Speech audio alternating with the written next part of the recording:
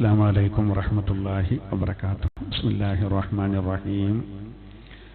الحمد لله رب العالمين، والصلاة والسلام على أشرف المرسلين وعلى آله وصحبه أجمعين. أما بعد.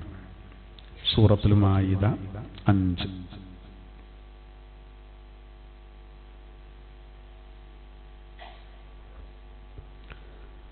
أعوذ بالله من الشيطان الرجيم.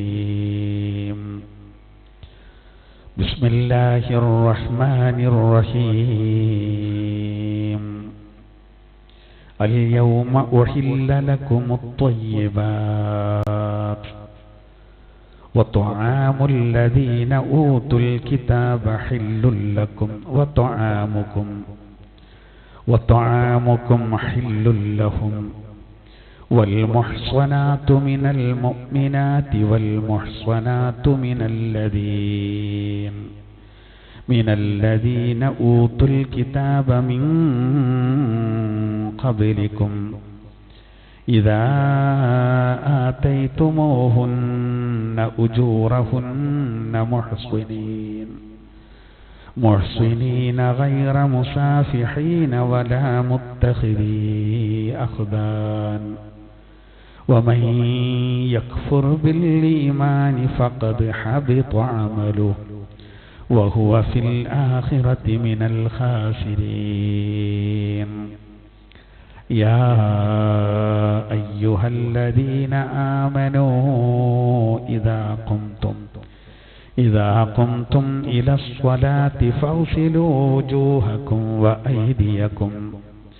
وأيديكم إلى المرافق وامسحوا برؤوسكم وأرجلكم إلى الكعبين وإن كنتم جنبا فاطهروا وإن كنتم مرضى أو على سفر أو جاء أحد منكم من الغائط أو لامستم النساء فلم تجدوا ماء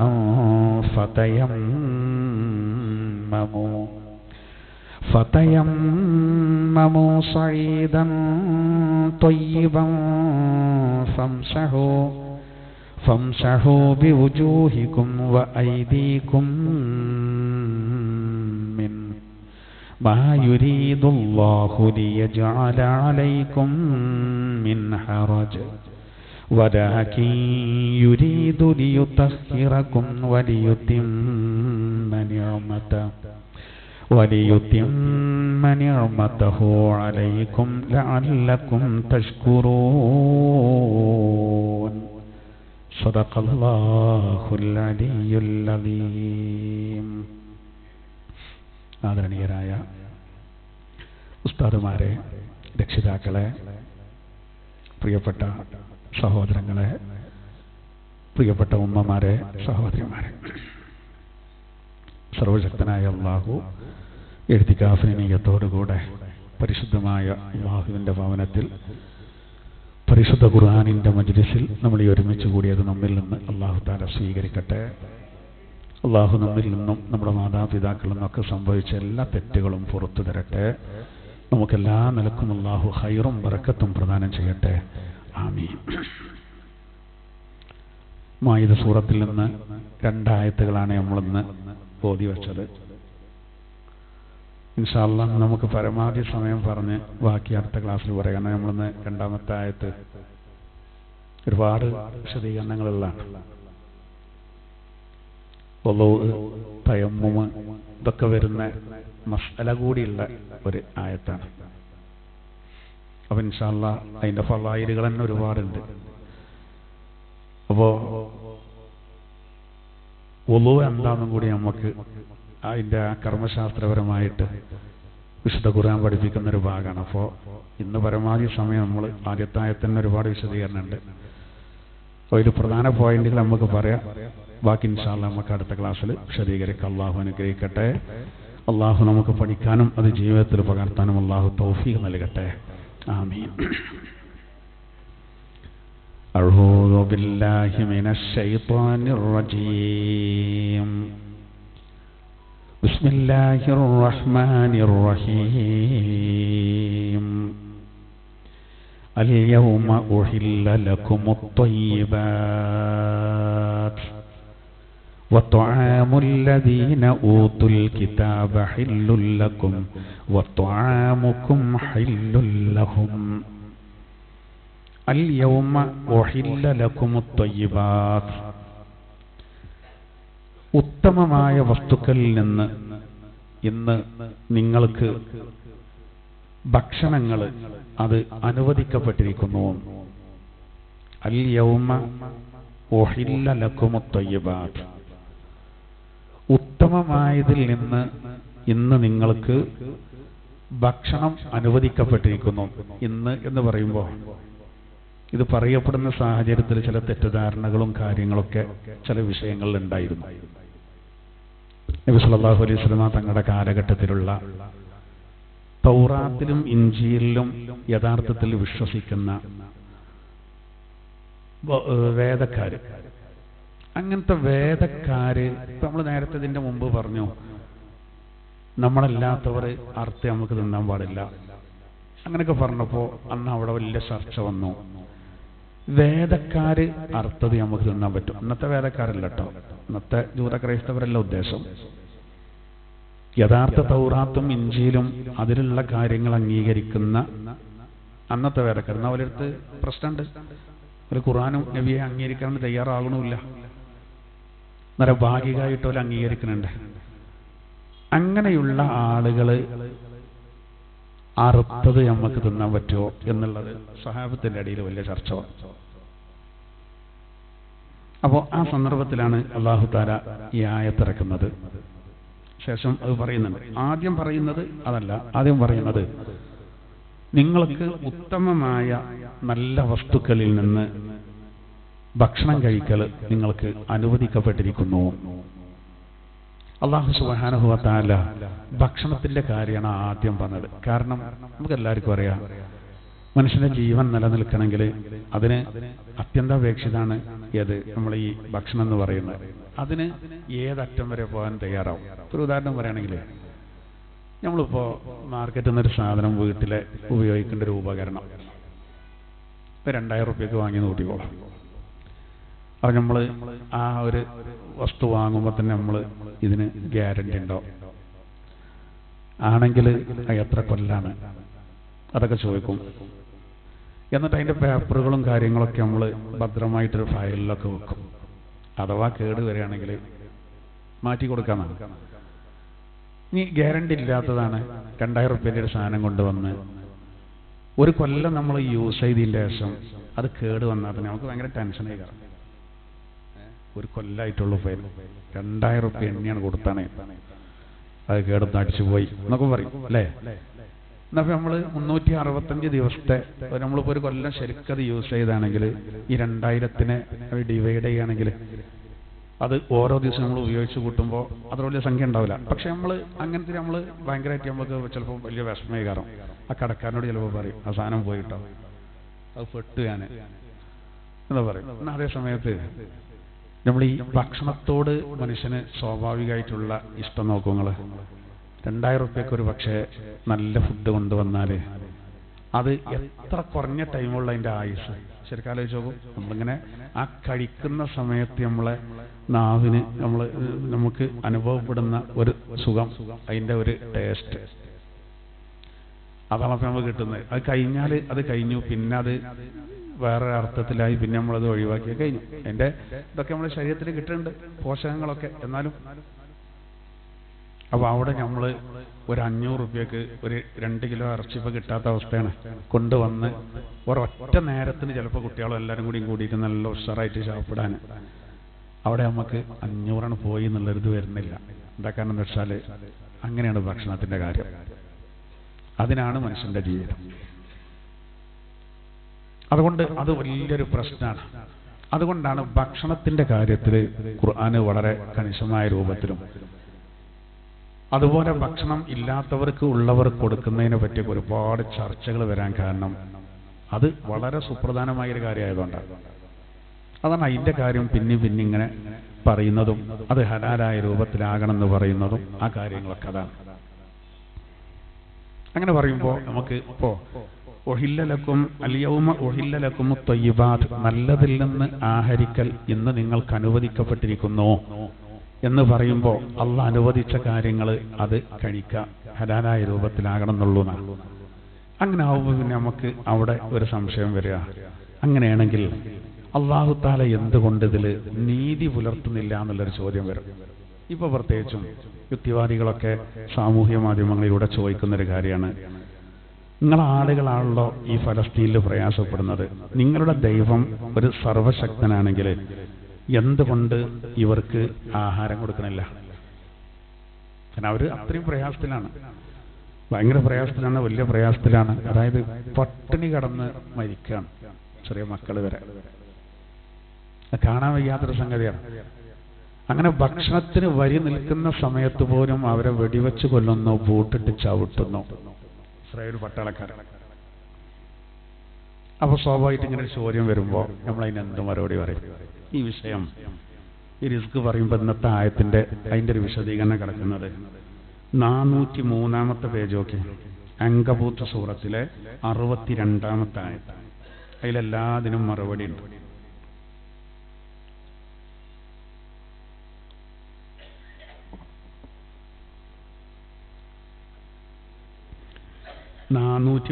page 62 ആയത്ത്.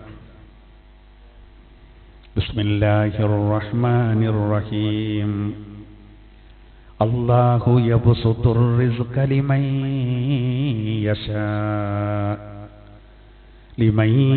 യശാഉ മിൻ ഇബാദിഹി വയഖ്ദിറു ലഹു ഇന്നല്ലാഹ ബികുല്ലി ശൈഇൻ അലീം. അല്ലാഹു യബ്സുത്തുർ റിസ്ഖ, അല്ലാഹു തആല ആഹാരാദി കാര്യങ്ങൾ വിശാലമായി നൽകും. ലിമൻ യശാഉ മിൻ ഇബാദി, താൻ ഉദ്ദേശിക്കുന്ന തന്റെ അടിമകളിൽ നിന്ന് ഉദ്ദേശിക്കുന്നവർക്ക്. വയഖ്ദിറു ലഹു, എന്നാൽ താൻ ഉദ്ദേശിക്കുന്നവർക്ക് അത് സങ്കുചിതമാക്കും, ചിലർക്ക് അല്ലാഹു കൊടുക്കൂല. ഇന്നല്ലാഹ ബികുല്ലി ശൈഇൻ അലീം, തീർച്ചയായിട്ടും അല്ലാഹു തആല എല്ലാ കാര്യങ്ങളെ പറ്റിയും അറിയുന്നവനാണ്. അതായത് ചിലർക്ക് അല്ലാഹു വിശാലമായിട്ട് നൽകും, ചിലർക്ക് വിശാലമായിട്ട് നൽകൂല. അവര് വിവേചനായില്ലേ? അവന്റെ സംഭവം ഈ ആയത്തിനെ വിശദീകരിച്ചുകൊണ്ട് അതിന്റെ വ്യാഖ്യാനത്തിൽ കാണാം. ചിലർക്ക് അല്ലാഹു തആല നല്ലോണം കൊടുക്കും, ചിലർക്ക് കൊടുക്കൂല. അവർക്കും കൊടുക്കാൻ കഴിയാത്തതുകൊണ്ടല്ല, അതൊരു പരീക്ഷണമാണ്. ഏതുപോലെ അവയവങ്ങൾ ചിലർക്ക് അല്ലാഹു തആല പൂർണ്ണമായി നൽകും, ചിലർക്ക് വൈകല്യം നൽകും. എന്തിനാന്ന് വെച്ചാല് വൈകല്യം നൽകപ്പെട്ടവരുടെ ക്ഷമ പരിശോധിക്കാനും നൽകപ്പെടാത്തവർക്ക് അവരുടെ അനുഗ്രഹത്തിന്റെ ആഴം മനസ്സിലാക്കണമെങ്കിൽ ഒന്ന് കമ്പയർ ചെയ്യണം. അങ്ങനത്തെ ആൾക്കാരെ കാണുമ്പോഴാണ് പഠിച്ചത് ഞാൻ അതിനൊക്കെ സുരക്ഷിതനാണല്ലോ, അവ നമ്മൾ ശുക്ർ ചെയ്യാൻ. ഒന്ന്, ആഹാരത്തിന്റെ കാര്യത്തിൽ ചില ആളുകൾക്ക് അല്ലാഹു കുടുസായ അവസ്ഥ നൽകുന്നത് ഈ ഉള്ളവര് ഇല്ലാത്തവരെ സഹായിക്കുക എന്നുള്ളത് വലിയ പുണ്യാണല്ലോ. അതിന് ഒരു കൂട്ടരെ അല്ലാഹു തആല ഇല്ലാത്തവരാക്കും, ഒരു കൂട്ടരെ ഉള്ളവരാക്കും. ഉള്ളവർക്ക് ആ കൂലി കിട്ടാൻ, ഇല്ലാത്തവര് ദുആ ചെയ്യാൻ, ഒരുപാട് കാര്യങ്ങൾ, ഒരുപാട് ഹിക്മത്തുകളുണ്ട്. അവിടെ ഇതൊക്കെ നിലന്നു പോകുള്ളൂ എന്നുള്ളതാണ്. അപ്പൊ ചിലപ്പോൾ അല്ലാഹു തആല ഭക്ഷണം മുടക്കിയിട്ട് ഭയങ്കര പരീക്ഷണം. നമുക്ക് എന്താ അറിയോ, നമുക്കിത് പിന്നെ വലിയൊരു അനുഭവം ഇല്ലാത്തതുകൊണ്ടാണ്. നമ്മളെ സംബന്ധിച്ചിടത്തോളം അത്ര ഇപ്പോട്ടെ ഒരു 10-30 കൊല്ലത്തിന്റെ ഇങ്ങോട്ടിങ്ങനെ നമ്മളിങ്ങനെ നോക്കുകയാണെങ്കിൽ വലിയൊരു പട്ടിണി ഇന്നത്തെ കുട്ടികളൊന്നും അനുഭവിക്കില്ല. ഒരു 10-50 കൊല്ലം അപ്പുറത്തേക്ക് കടുത്ത പട്ടിണി കയറും. ഇവിടെ ഉള്ള വയസ്സായ ആളുകൾക്കൊക്കെ അറിയാലോ, ചെറുപ്പത്തിലുള്ള അവസ്ഥകൾ വളരെ കഷ്ടപ്പാടായിരിക്കും. അത് നന്നായി ചോറുന്നാൻ കഴിയാത്തൊരവസ്ഥ. എൻ്റെ ഉമ്മയൊക്കെ പറയണ്ടത് ഞാനിങ്ങനെ ഇപ്പോഴും ഉമ്മ ആ കഥയൊക്കെ പറയും. എൻ്റെ അമ്മയും എൻ്റെ മൂത്തമ്മയും ഒക്കെ ഒരു പെരയിലായിരുന്ന കാലത്ത് ചോറ് കാര്യമായിട്ടുണ്ടാവില്ല. ഇപ്പയും വല്യപ്പയൊക്കെ വന്നാൽ ചോറ് ഓൽക്ക് വെച്ചു കൊടുക്കും, ഒരു പാത്രത്തിൽ നിന്നാണ് കഴിക്കുക. ഓല് മനഃപൂർവ്വം കുറച്ച് ബാക്കിയാക്കും അത്രേ. എൻ്റെ അമ്മ ഈ ആഴ്ചയും കൂടിയും പറഞ്ഞിട്ടുള്ളത്. എൻ്റെ അപ്പ പള്ളിയിലെ മുഅദ്ദിനായിരുന്നു, വല്യപ്പയും. അപ്പോൾ ഒപ്പം പള്ളിക്കന്ന് വന്നാൽ ഓൽക്ക് ചോറ് വെച്ചു കൊടുക്കും, ഒരു പാത്രത്തിൽ നിന്നാണ് കഴിക്കുക. അപ്പം അതിൽ മനഃപൂർവ്വം ഓല് കുറച്ച് ബാക്കിയാക്കും. എന്തിനാ വെച്ചാൽ പിന്നെ ഇവർക്ക് വീട്ടുകാർക്ക് തിന്നാനാണ്. എന്നിട്ട് പിന്നെ ഉമ്മ പറയാം, പിന്നെ ഞങ്ങൾ ഓല് കഴിച്ചിൻ്റെ ബാക്കി വന്നിട്ട് കഞ്ഞിക്കിടലാണ്. കളി ഉണ്ടാവില്ല, അത്രേ ഉണ്ടാവുള്ളൂ. അങ്ങനത്തെ ഒരു കാലം കഴിഞ്ഞു. നമുക്കൊന്നും ചെറുപ്പത്തിൽ അത്ര ബുദ്ധിമുട്ടറിയില്ല. അവിടേക്ക് ഇങ്ങനെ അല്ലേ കുറച്ചും കൂടി കാര്യങ്ങൾ അനുകൂലമായിട്ടു. ഇന്നത്തെ കുട്ടികൾക്ക് തീരെ അറിയില്ല. എല്ലാവർക്കും ചിലപ്പോൾ ചെറിയൊരു ബുദ്ധിമുട്ടൊക്കെ വന്നാലും പറ്റ അന്നം മുടങ്ങേണ്ട ഒരവസ്ഥ. നമുക്ക് അതിന് മാത്രം സൗകര്യമുണ്ട്. മുടങ്ങേണ്ട ഒരു സാഹചര്യം വരുമ്പോഴേക്കും അത് ആരെങ്കിലും അറിയും. അതിനൊക്കെ ഭയങ്കര താല്പര്യമുള്ള ആൾക്കാർക്ക് കാര്യത്തിലാണെങ്കിൽ അവരെ സഹായിക്കാനും അവർക്ക് ഭക്ഷണം എത്തിച്ചു കൊടുക്കാനും ആരും പറഞ്ഞാൽ നമ്മളാൾക്കാർ പ്രത്യേകിച്ചും ഒരാൾ കുടുങ്ങിക്കണമെന്ന് കണ്ടാൽ തിന്നാല്ലാതെ കുടുങ്ങേണ്ട ഒരവസ്ഥ നമ്മളെ ഏരിയയിൽ വരൂല. അറിഞ്ഞാൽ മതി വിഷയം, സഹായിക്കും. അതിനുള്ള മനസ്സുള്ളവരാണ്. ഒരാരും അറിയാതെ തന്നെ കൊണ്ടു കൊടുക്കും, അതിലൊന്നും മുട്ടില്ല. അപ്പം നമുക്ക് ഇത് ഈ പട്ടിണി പറഞ്ഞാൽ ഭയങ്കര പ്രശ്നം. എന്നാൽ അതേ സമയത്ത് നമ്മളെ മുൻഗാമികളുടെ ചരിത്രങ്ങൾ എടുത്തു നോക്കിയാൽ നമുക്ക് ഈ കാര്യങ്ങൾ ശരിക്കും മനസ്സിലാക്കാം. ഞാൻ ഈ ആയത്തിൻ്റെ വിഷയത്തിന് ഒറ്റ സംഭവം പറയാം. സഅദ് ബിൻ അബി വഖാസ് റളിയല്ലാഹു നിന്ന് അദ്ദേഹത്തെ തൊട്ട് ഒരു ഹദീസ് ഉണ്ട്. അത് ഇമാം ബുഖാരിയും മുസ്ലിമും റിപ്പോർട്ട് ചെയ്ത മുത്തഫഖുൻ അലൈഹി ആയ ഹദീസാണ്. സഅദ് ബിൻ അബി വഖാസ് റളിയല്ലാഹു അൻഹു ഒരിക്കൽ ഇങ്ങനെ പറഞ്ഞു, ആരറിയാൻ ആള് സ്വർഗം കൊണ്ട് സന്തോഷ വാർത്ത അറിയിക്കപ്പെട്ട 10 ഒരാൾ. അപ്പൊ അത്രയും സ്ഥാനം ഉണ്ട് കേട്ടോ. 4 ഖലീഫമാർക്കും മറ്റു 6 സ്വഹാബിമാർക്കും ആ സ്വർഗം കൊണ്ട് സന്തോഷ വാർത്ത അറിയിക്കപ്പെട്ടതാണ്.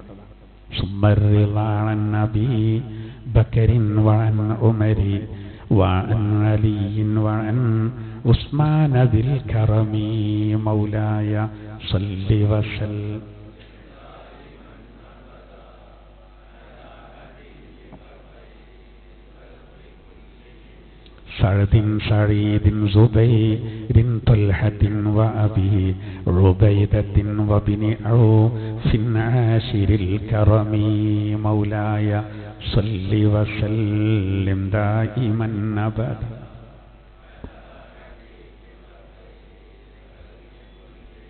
അതിൽ പറയുന്ന സഅദ് റളിയല്ലാഹു അൻഹു മൂപ്പരന്നെ പറയട്ടെ. അദ്ദേഹം പറയാണ്, ഇന്നീല അവ്വലുൽ അറബ് റമാ ബിസ്സഹ്മിൻ ഫീ സബീലില്ലാഹ്. അള്ളാന്റെ മാർഗത്തിൽ ആദ്യമായിട്ട് അമ്പെയ്ത്ത് നടത്തിയത് ഞാനാണ്. ഒരു അഭിമാനത്തോടുകൂടെ പറയണം. അതായത് നമുക്ക് നിർബന്ധമായി വന്ന ചില സായുധ സമരങ്ങളിൽ എന്തു വേണ്ടിയൊന്നോ അത് അന്നത്തെ ഒരു ആയുധമുള്ളത്, വാളോണ്ട് വെട്ടലും അതുപോലെ തന്നെ അമ്പെയ്യ, അതൊക്കെയാണ് അന്നത്തെ ആയുധം. അപ്പോൾ ആദ്യമായിട്ട് അറബികളിൽ നിന്ന് അമ്പെയ്തത് ഒരു ശത്രുവിന് നേരെ ആ ഒരു സ്ഥാനം കിട്ടിയാർക്കാണ്. സഅദ് റളിയല്ലാഹു അൻഹു. അദ്ദേഹം പറയണം, എന്നിട്ട് വിഷയം പറയണം. അത് അദ്ദേഹം ആ തുടക്കത്തിലുള്ള സംഗതി പറഞ്ഞിട്ട് പറയണം, വലഖദ് കുന്നാ നഗ്സൂ മഅ റസൂലില്ലാഹ്. ഞങ്ങൾ റസൂലുള്ളാഹി സ്വല്ലല്ലാഹു അലൈഹി വസല്ലമ തങ്ങളോട് കൂടെ സായുധ സമരം ചെയ്യുമായിരുന്നു. ലാസ്റ്റ് ഘട്ടത്തിലാട്ടോ എന്ന് പറഞ്ഞാൽ വേറെ വഴിയില്ല, ശത്രുക്കൾ ആ രൂപത്തിൽ പ്രവർത്തിക്കുകയാണ്. അപ്പോൾ അവസാനത്തെ ഇത് എന്നുള്ള വേറെ ഒരു മാർഗവും ഇല്ലാത്തത് കൊണ്ട് ഏറ്റുമുട്ടുകയാണ്. എന്നിട്ട് അദ്ദേഹം പറയാണ്, അന്ന് ഞങ്ങൾ അങ്ങനെ യുദ്ധത്തിൽ പോകുന്ന ഘട്ടത്തിൽ ഞങ്ങളുടെ അവസ്ഥ എന്താ? മാലനാ ത്വഅമുൻ ഇല്ലാ വറഖുൽ ഹുബ്ല. ഞങ്ങൾക്കന്ന് കഴിക്കാനുണ്ടായിരുന്നത് ചില ചെടികളുടെ ഇലകളും പുല്ലുകളും മാത്രമായിരുന്നു. ഹുബ്ലത്ത് എന്ന് പറഞ്ഞാൽ ആടുകളൊക്കെ തിന്നുണ്ട്. അത് ആ ഏരിയയിൽ ഇവർ പോകുന്ന ഏരിയയിൽ ഉണ്ടായിരുന്ന ചെടികളാണ്. അതിൻ്റെ ഇലയാണ് ഞങ്ങൾ തിന്നിരുന്നത്. ആരാ പറയണ്ടത്? Saad bin Abi Waqqas. ആലോചിച്ചൊക്കെ ഒരു യുദ്ധം എന്നൊക്കെ പറയുമ്പോഴേ ഒരു തല്ലുകൂടാൻ പോകുക പറയുമ്പോൾ അല്ലേ, അതന്നെ നമുക്ക് തൊണ്ടിയിൽ വെള്ളം വറ്റുന്നതും ഒരു ആശങ്ക ഉണ്ടാക്കുന്നുണ്ടാവുള്ളൂ. അവനെ നമുക്ക് കൂടുതൽ ആലോചിച്ചാൽ അങ്ങനത്തെ കാര്യങ്ങൾക്ക് ക്ഷീണം കൂടും. ഒരു നല്ല ഫുഡ് അവർക്ക് കഴിക്കാറില്ല. ഒരു കഴിക്കുന്ന ഏതാണ്? പുല്ല്. ആലങ്കാരികമായിട്ടില്ല കേട്ടോ, ഒറിജിനൽ പുല്ല് പോലെ തിന്നാണ്. എന്നിട്ട് സഅദ് റളിയല്ലാഹു അൻഹു പറയാണ്, ഹത്താ എത്രത്തോളം എന്നറിയോ? അതിൻ്റെ ആ ഗൗരവം പറയാണ്. ഞങ്ങൾ പുല്ലെന്നെയാണ് എല്ലാവരും തിന്നത്. അതിന്റെ ഗൗരവം പറയാണ്. ഇൻകാന അഹദുനാ ലയളഉ കമാ തളഉ ശാതു. അതായത് ഞങ്ങളെ കൂട്ടത്തിൽ ആരെങ്കിലും കാഷ്ടിക്കാൻ വേണ്ടി പോയാല് ആ കാഷ്ടം കണ്ടാല് അത് ആട് കാഷ്ടിച്ചതുപോലെ തന്നെയാണ്. എത്രത്തോളം എന്ന് പറഞ്ഞാല് മാലഹു ഖിൽതു, അത് ഒന്നിനോട് കൂടാതെ വേറിട്ട് ഇങ്ങനെ നിന്നിരുന്നു. അത്ര കൃത്യമായിട്ട് പറയാം. അതായത് ആട്ടുംകാട്ടം നമുക്കറിയാലോ അല്ലെ, ആടുള്ളവർക്കറിയാം. ഇനിയിപ്പോ ഇല്ലെങ്കിലും ആട്ടുംകാട്ടം ഇപ്പത്തെ കുട്ടികൾ ചിലപ്പോൾ പറഞ്ഞാൽ മനസ്സിലാവില്ല എന്തായാലും പ്രത്യേകത എന്ന് വെക്കും. ഈ ആട്ടുംകാട്ടം ഒന്നിനോട് ചേരാതെ നിൽക്കുക. അതേപോലെയായിരുന്നു ഞങ്ങളും കാഷ്ടിച്ചത്. കാരണം ആട് തിന്നേണ്ട പുല്ലും ഞങ്ങൾ തിന്നേണ്ട പുല്ലും ഒന്നായിരുന്നു എന്നർത്ഥം. അത്ര ഞങ്ങൾക്ക് ഇറങ്ങാറുണ്ടായിരുന്നു. നമ്മളൊന്ന് ആലോചിച്ച് നോക്കൂ. സഅദ് ബിൻ അബീ വഖാസ് റളിയല്ലാഹു അൻഹു സ്വർഗം ഉണ്ട് എന്ന് നബി തങ്ങൾ ഉറപ്പ് കൊടുത്ത 10 പേരിൽ മറ്റവർക്ക് ഇല്ല എന്നല്ല, ഇവർക്ക് വലിയ സ്ഥാനം ഉണ്ട് എന്നുള്ള അറിയിക്കാം. അഡ്വാൻസ് ആയിട്ടാണ് പറയണം. ആ സ്ഥാനം കൊണ്ടാണ്. അതിൽപ്പെട്ട സഅദ് റളിയല്ലാഹു അൻഹു ആണ് ഈ അവസ്ഥ പറയുന്നത്. അങ്ങനെ ആലോചിച്ച് നോക്കുമ്പോൾ നമ്മളൊക്കെ എന്താ, നമ്മള് സ്വർഗത്തിന് മേലെ സ്വർഗമല്ലേ നമുക്ക്. എന്തോ ഒരു സൗകര്യങ്ങളാണ്, എന്ത് നല്ല സൗകര്യമാണ് അൽഹംദുലില്ലാഹ് നമുക്കൊക്കെ ലഭിക്കുന്നത്. ഒന്നാലോചിച്ച് നോക്കൂ. അപ്പോ പിന്നെ ഈ പട്ടിണി എന്ന് പറഞ്ഞാൽ എന്തല്ല, ഒത്തിരിയല്ല. മാത്രല്ല നബി സല്ലല്ലാഹു അലൈഹി വസല്ലമ തങ്ങള് പട്ടിണി കിടക്കുന്ന ആളുകൾക്കുള്ള ഫളായില് പറഞ്ഞാല് വല്ലാതെ കേട്ട നമ്മൾ ജോലിക്ക് പോകില്ല, അത് പാടില്ല. അഹ്ലു സുഫയെ പറ്റി പറഞ്ഞെടുത്ത് അതിന്റെ നേതാവായ മഹാനായ അബൂ ഹുറൈറ റളിയല്ലാഹു അൻഹു ഒരിക്കൽ വിശപ്പങ്ങട്ട് കയറിയിട്ട് കണ്ണിലിരുട്ട് കയറിയിട്ട് ആണ് വീണു. അപ്പോ ചിലര് പുറത്തുനിന്ന് വന്ന ചിലര് വിചാരിച്ചത് അബൂ ഹുറൈറ റളിയല്ലാഹു അൻഹുക്ക് ഭ്രാന്തായതാണെന്ന്. അങ്ങോട്ട് ചിലരിങ്ങനെ ചവിട്ടി നോക്കിയാണ് മൂപ്പരെ പ്രതികരിക്കുന്നുണ്ടോ, കാലുകൊണ്ട് ചവിട്ടി നോക്കുകയാണ്. അബൂ ഹുറൈറ റളിയല്ലാഹു അൻഹു പറയും, എനിക്ക് വിശപ്പിന്റെ ഊക്കൊണ്ട് ഞാൻ വീണോയതാണ്, തിന്നാലായിട്ട് വീണു പോയതാണ്, അങ്ങനെ കഴിഞ്ഞു പോയിട്ടുണ്ട്. പ്രവാചകർക്ക് അത്തരത്തിലുള്ള അവസ്ഥകൾ വന്നിട്ടുണ്ട്. അന്ത്യപ്രവാചകർക്ക് വന്നിട്ടുണ്ട്, മറ്റുള്ള ചില പ്രവാചകന്മാർക്കൊക്കെ വന്നിട്ടുണ്ട്. കടുത്ത പട്ടിണി. ഇപ്പൊ നമ്മള് നബി സല്ലല്ലാഹു അലൈഹി വസല്ലം തങ്ങൾ അവസാനം തന്റെ പടയങ്കി ഒരു ജൂതന് എന്ത് ചെയ്തു, പണയം വെച്ച് പറയല്ലോ. അത് എന്തിനാ, പൈസക്കല്ലല്ലോ വെച്ച്, നാണയല്ലല്ലോ അതുകൊണ്ട് വാങ്ങിയത്, ധാന്യാണ് വാങ്ങിയത്, തിന്നാലേറ്റ്. പിന്നെ അതിൽ കുറെ ഹിക്മത്തുകൾ ഉണ്ട് കേട്ടോ. നബി തങ്ങൾക്ക് എന്തുകൊണ്ട് നമ്മളെ സ്വഹാബിമാരോട് ചോദിച്ചുകൂടായിരുന്നോ? കാരണം കഴിവുള്ള സ്വഹാബിമാരുണ്ടായിരുന്നല്ലോ. അത് ഒന്ന്, നമ്മൾ നല്ലവരായ മുസ്ലിം സഹോദരങ്ങളോട് നമുക്ക് ഇടപാടുകളും സൗഹൃദങ്ങളും അത് വേണമെന്നുള്ളൊരു സന്ദേശം കൊടുക്കാൻ, അതിന് കുഴപ്പമില്ല എന്ന് അറിയിക്കാനും കൂടിയാണ്. ഇതൊക്കെ നമുക്ക് ഇന്ന് വലിയ ഹൈറാണ്. നമ്മളെ പറ്റി, നമ്മളെ മതത്തെ പറ്റി ചില ആൾക്കാർ തെറ്റിദ്ധരിപ്പിക്കുമ്പോൾ ഇട്ടുകൊടുക്കാനും ഇതൊക്കെ മുൻകണ്ട് തന്നെ അല്ലാഹു തആല അതിനുള്ള ഓരോ അവസരങ്ങൾ ഉണ്ടാക്കിയതായിരിക്കും. അപ്പൊ പട്ടിണി എന്ന് പറയുന്നത് വളരെ ഗൗരവമുള്ള ഒരു കാര്യമാണ്, വീണ്ടും മനസ്സിലാക്കാം. എന്നാല് വിജയിച്ച മുസ്ലിമീങ്ങളെ പറ്റി അള്ളാഹു പറഞ്ഞൊരു ഹദീസ് ഉണ്ട്. അതെങ്ങനെ നോക്കൂ, ഞാൻ ആ ഹദീസ് കൂടി ഉദ്ധരിക്കാം. അബ്ദുല്ലാഹി ഇബ്നു അംർ ഇബ്നുൽ ആസ് റളിയല്ലാഹു അൻഹു നിവേദനം ചെയ്യുന്ന ഇമാം മുസ്ലിം റിപ്പോർട്ട് ചെയ്ത ഹദീസിൽ പറയുന്നത്, ഖദ് അഫ്ലഹ മൻ അസ്ലമ വകാന റിസ്ഖുഹു കഫാഫാ വഖന്നഅഹു അല്ലാഹു ബിമാ ആതാ. അള്ളാഹുവിന്റെ തിരുദൂതർ സല്ലല്ലാഹു അലൈഹി വസല്ലം പറയാണ്, ഖദ് അഫ്ലഹ മൻ അസ്ലം, മുസ്ലിമായ ഒരാള് അയാൾ വിജയിച്ചിരിക്കുന്നു. ഏതാണ് ആ മുസ്ലിം? വകാന റിസ്ഖുഹു കഫാഫാ, അവന്റെ ആഹാരം എന്ന് പറയുന്നത് അവന് അത്യാവശ്യമായതേ കഴിക്കുള്ളൂ, ഓവറായിട്ട് കഴിക്കൂല, പറ്റ വയറൊട്ടിയിട്ട് കഴിക്കാതിരിക്കൂല, അത്യാവശ്യത്തിന് ഓൻ കഴിക്കും. വഖന്നഅഹു അല്ലാഹു ബിമാ ആതാ, മാത്രമല്ല അള്ളാഹു അവനിക്ക് നൽകിയതിൽ റബ്ബ് അവനെ സംതൃപ്തനാക്കി. അതാണ് ധന്യത അറിയുന്നത്. നിങ്ങൾക്ക് മനസ്സിലായോ? അള്ളാഹു പറയാണ്, വിജയിച്ച 3 കൂട്ടരെ നിബിധങ്ങൾ പറയാണ്. ഒന്ന്, മുസ്ലിമാ, ഓ അനുസരണമുള്ളവനാണ്, അങ്ങനത്തെ ആള് വിജയിച്ചു. പിന്നെ ഓന്റെ അവസ്ഥ എന്താ? അവൻ എന്ത് ചെയ്യും? വകാന റിസ്ഖുഹു കഫാഫാ, നിബിധങ്ങൾ പറയാണ്. ഇമാം മുസ്ലിം റിപ്പോർട്ട് ചെയ്ത ഹദീസ്, ഒരു സംശയമില്ലാത്ത ഹദീസാണ്. വകാന റിസ്ഖുഹു കഫാഫാ, അവന്റെ ആഹാരം എന്ന് പറയുന്നത് അത്യാവശ്യത്തിനാണോ കഴിക്കാൻ. നമ്മൾ ഓവറായിട്ട് കഴിച്ചാൽ ആ ഭക്ഷണത്തിൻ്റെ രസം പോയേക്കാം. പിന്നെ നമ്മൾ ഭക്ഷണത്തിന് ഇങ്ങനെ പൈക്കും, തിന്നപ്പണം തിന്നോന്ന് മാത്രം. ഈ പൊറാട്ടക്കൊക്കെ ഉണ്ട് അങ്ങനെ ഒരു കുഴപ്പം. അത് വല്ലാതെ തിന്നു കഴിഞ്ഞാൽ അപ്പോൾ ചിലപ്പോൾ നല്ല ബീഫാണ്, ഇളയ ബീഫാണെന്നൊക്കെ പറഞ്ഞാൽ തെറ്റാ. മുടിയാളിക്കലിൻ്റെ കൂടി പറഞ്ഞാൽ ചില ആൾക്കാർ പേരും തീറ്റണം. അത് മൈദപ്പൊടിയാണ്, പോസ്റ്റർ ഒട്ടിക്കേണ്ട സാധനമാണ് എന്നുള്ള ഓർമ്മ ഇല്ലെങ്കിൽ കുറച്ച് കഴിഞ്ഞാൽ പിന്നെ പെണ്ണുങ്ങളോട് എന്ന് പറയും ഒന്ന് ഏറിയടി, ആ മറ്റേ ആളൊരു പൊറാട്ടയും കൂടി ഇട്ടെന്നു തുടക്കാൻ കാരണം അവിടുന്ന് ഒന്ന് ഇട്ടെന്നു ഒക്കെ പാടെ ഞാൻ തിന്ന്. പിന്നെ ഇത് ലെവലാക്കാനുള്ള ഒരു സുഖം കിട്ടൂല അല്ലേ? അപ്പൊ അതാണ് നബിതങ്ങൾ പറഞ്ഞത്, റിസ്ക് എപ്പോഴും കഫാഫ് എന്ന് പറഞ്ഞാൽ അത്യാവശ്യത്തിന് എന്നാ നല്ല സുഖകാരം. കാരണം മാത്രമല്ല ഭക്ഷണത്തിന് മടുപ്പ് വരാൻ നിർത്തിയാൽ അത് നല്ല ടൈറ്റിൽ അങ്ങനെ ഉണ്ടല്ലോ. ഞാനിപ്പം നിങ്ങളോട് പറയാണ്, ഇന്ന് ഇൻഷാ അല്ലാഹ് നമുക്ക് 10:30 നിർത്തേണ്ടത് 12:30 നിർത്താം. ഖുർആനല്ലേ നിങ്ങൾക്ക് മടുപ്പ് വരും. സംഗതി ഖുർആനൊക്കെ തന്നെയാണ്. 10:30 നിർത്തേണ്ടത് പിന്നെ 2 മണിക്കൂറും കൂടിയാണ്.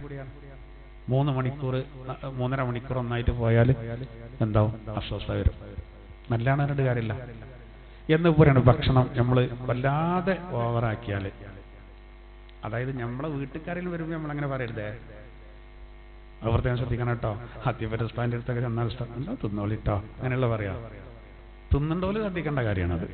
നമ്മൾ വീട്ടിൽ വന്നാൽ പിന്നെ അള്ളാഹിൻ്റെ റസൂൽ ഇങ്ങനെ പറഞ്ഞിട്ടുണ്ട്, ഇതായിട്ട് കഴിച്ചാൽ മതി പറഞ്ഞാൽ ആ മിതത്തുക്കോ എത്തൂല, ഇയാളെ അറിവ് വീസ്കാനാട്ടോ എന്ന് കരുതിയാണ്ട് ഒരു സുഖം കിട്ടൂല. അത് ചെയ്യണ്ട, അത് കഴിക്കേണ്ടോല് ശ്രദ്ധിക്കണ്ട. അത് ആതിഥേയര് പറയണ്ട എന്തെന്നെ പറയണ്ട്, കഴിച്ചോളി തന്നെ പറയണ്ട, സൗകര്യം ചെയ്ത് കൊടുക്കാൻ വേണ്ട, നല്ല കഴിച്ചോളി, ഹലാലായ ഭക്ഷണമാണ്, പള്ളറച്ച് കഴിച്ചോളി തന്നെ പറയാം. പക്ഷെ ആ പള്ളം നിറക്കലിനൊരു കണക്കുണ്ട്, തുളുമ്പരുത്. അതാണ് കഫാഫ. പിന്നെ പറഞ്ഞെന്തറിയോ, അള്ളാഹു അവർക്ക് നൽകിയ സംതൃപ്തരാക്കുക. അത് വലിയൊരു സംഗതിയാണ്. 10,000 കൊല്ലം എന്തായിരുന്നാലും നമ്മളവിടെ ജീവിക്കൂല എന്നുള്ള കാര്യം ഉറപ്പാണ്. പിന്നെന്താ ഉള്ളത് കൊണ്ട് നമുക്ക് തൃപ്തിപ്പെട്ടാൽ? ഉള്ളതിൽ തൃപ്തിപ്പെടുക എന്നുള്ളത് വളരെ സുപ്രധാനമായൊരു കാര്യമാണ്. മനസ്സിന് വല്ലാത്തൊരു സന്തോഷകരം. ഉള്ളത് കൊണ്ട് തൃപ്തിപ്പെടുക എന്നുള്ളത് മനസ്സിന് വലിയ സന്തോഷം പകരുന്ന ഒന്നാണ്. അതിന് നമ്മളെക്കാൾ ഇല്ലാത്തവരിലേക്ക് ഒന്ന് കണ്ണു വായിച്ചാൽ മതി. ഭൗതിക വിഷയത്തിൽ അങ്ങനെയാണ്. നമ്മളെക്കാൾ താഴ്ന്നവരിലേക്ക് നോക്കുമ്പോൾ അപ്പൊ നമ്മൾ ഉഷാറാണ് തോന്നുന്നത്. മതവിഷയത്തിലോ ആത്മീയ വിഷയത്തിലോ നമ്മളെക്കാൾ മുകളിലേക്ക് നോക്കണം. എനിക്ക് അങ്ങനെ ആകണം എന്നുള്ള ചിന്ത അങ്ങനെ വേണ്ട. അപ്പൊ ഏതായിരുന്നാലും ഈ ഹദീസിൽ ഒരുപാട് വിശദീകരണങ്ങളുണ്ട്. അപ്പോ നമ്മളിന്ന് ഓതി വെച്ച ആയത്തിന് ആദ്യ ഭാഗം തന്നെ അതിന്റെ വിശദീകരണം അത് അൽ-യൗമ ഉഹില്ല ലകുമുത് തയ്യിബാത്, ഇന്ന് നിങ്ങൾക്ക് ഉദാത്തമായത് നിങ്ങൾക്ക് തിന്നാൻ അനുവദിക്കപ്പെട്ടിരിക്കുന്നു. ഇനി ഇവരുടെ സംശയം എന്തായിരുന്നു? ബഹുദൈവ വിശ്വാസികളായ ആളുകൾ അവരർത്ഥം നമുക്ക് പറ്റുമെന്നൊക്കെ അല്ലേ? അതാണ് ഇനി പറയുന്നത്.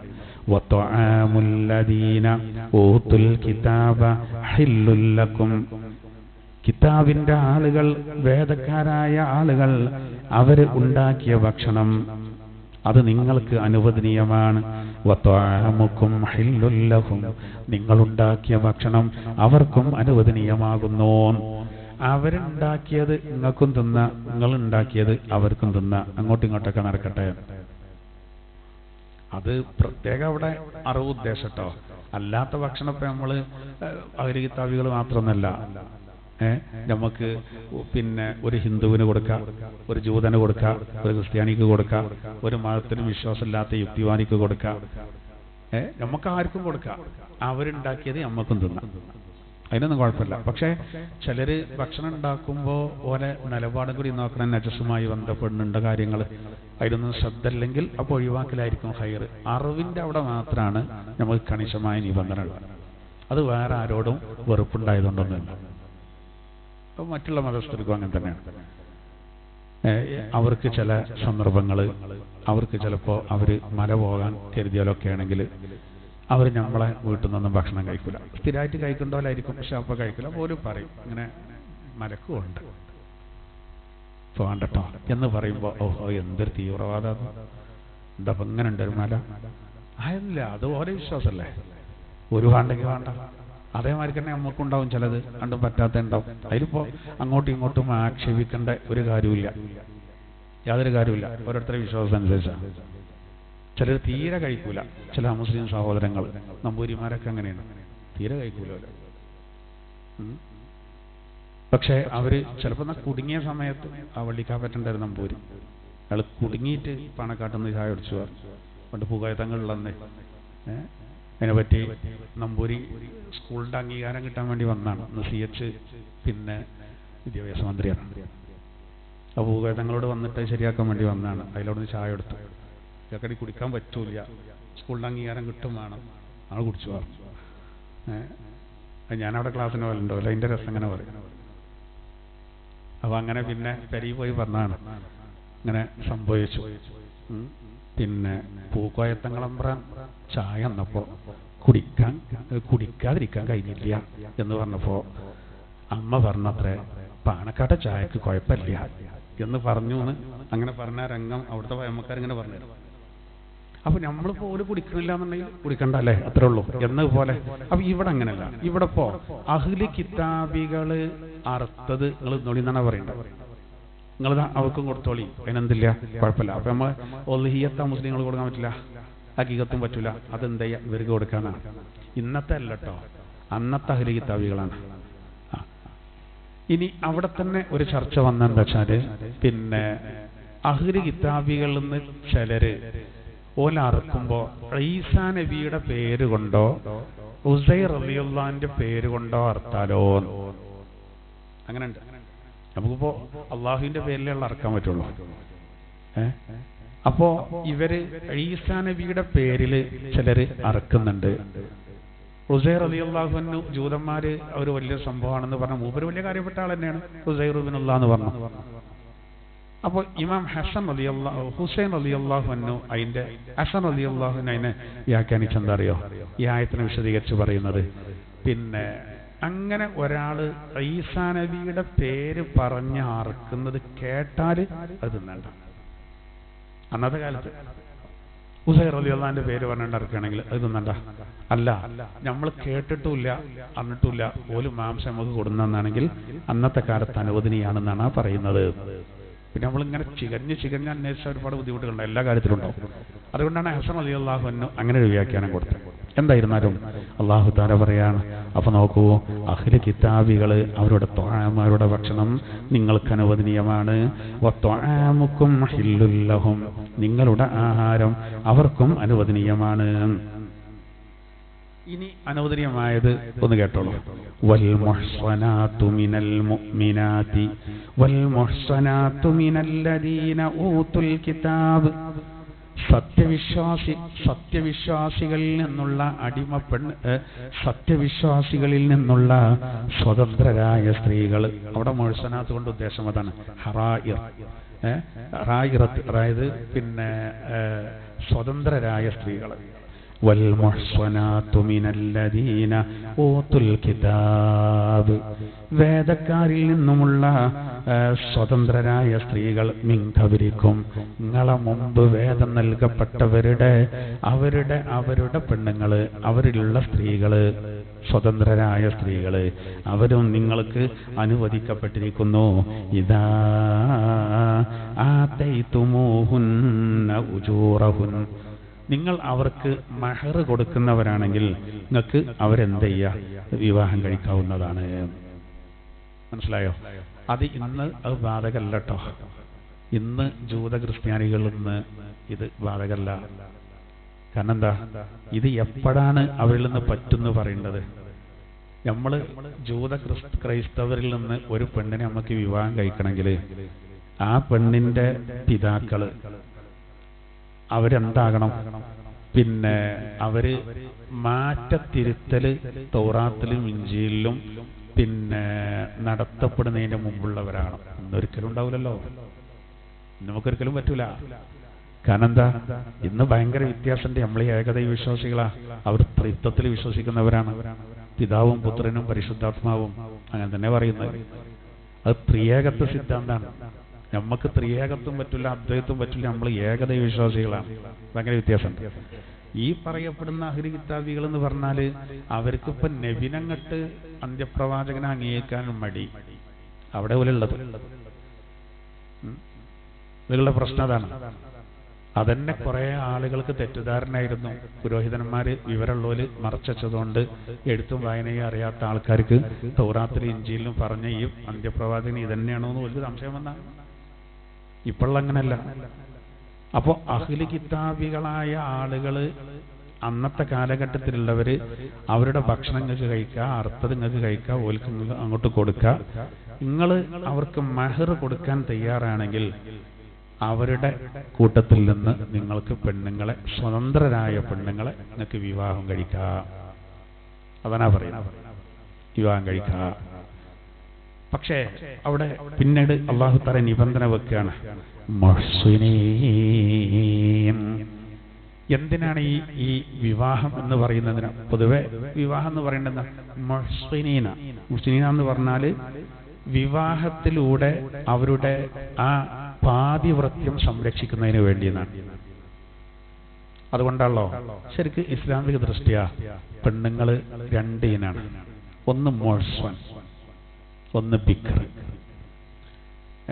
മുഹ്സൻ എന്ന് പറഞ്ഞാൽ എന്താ?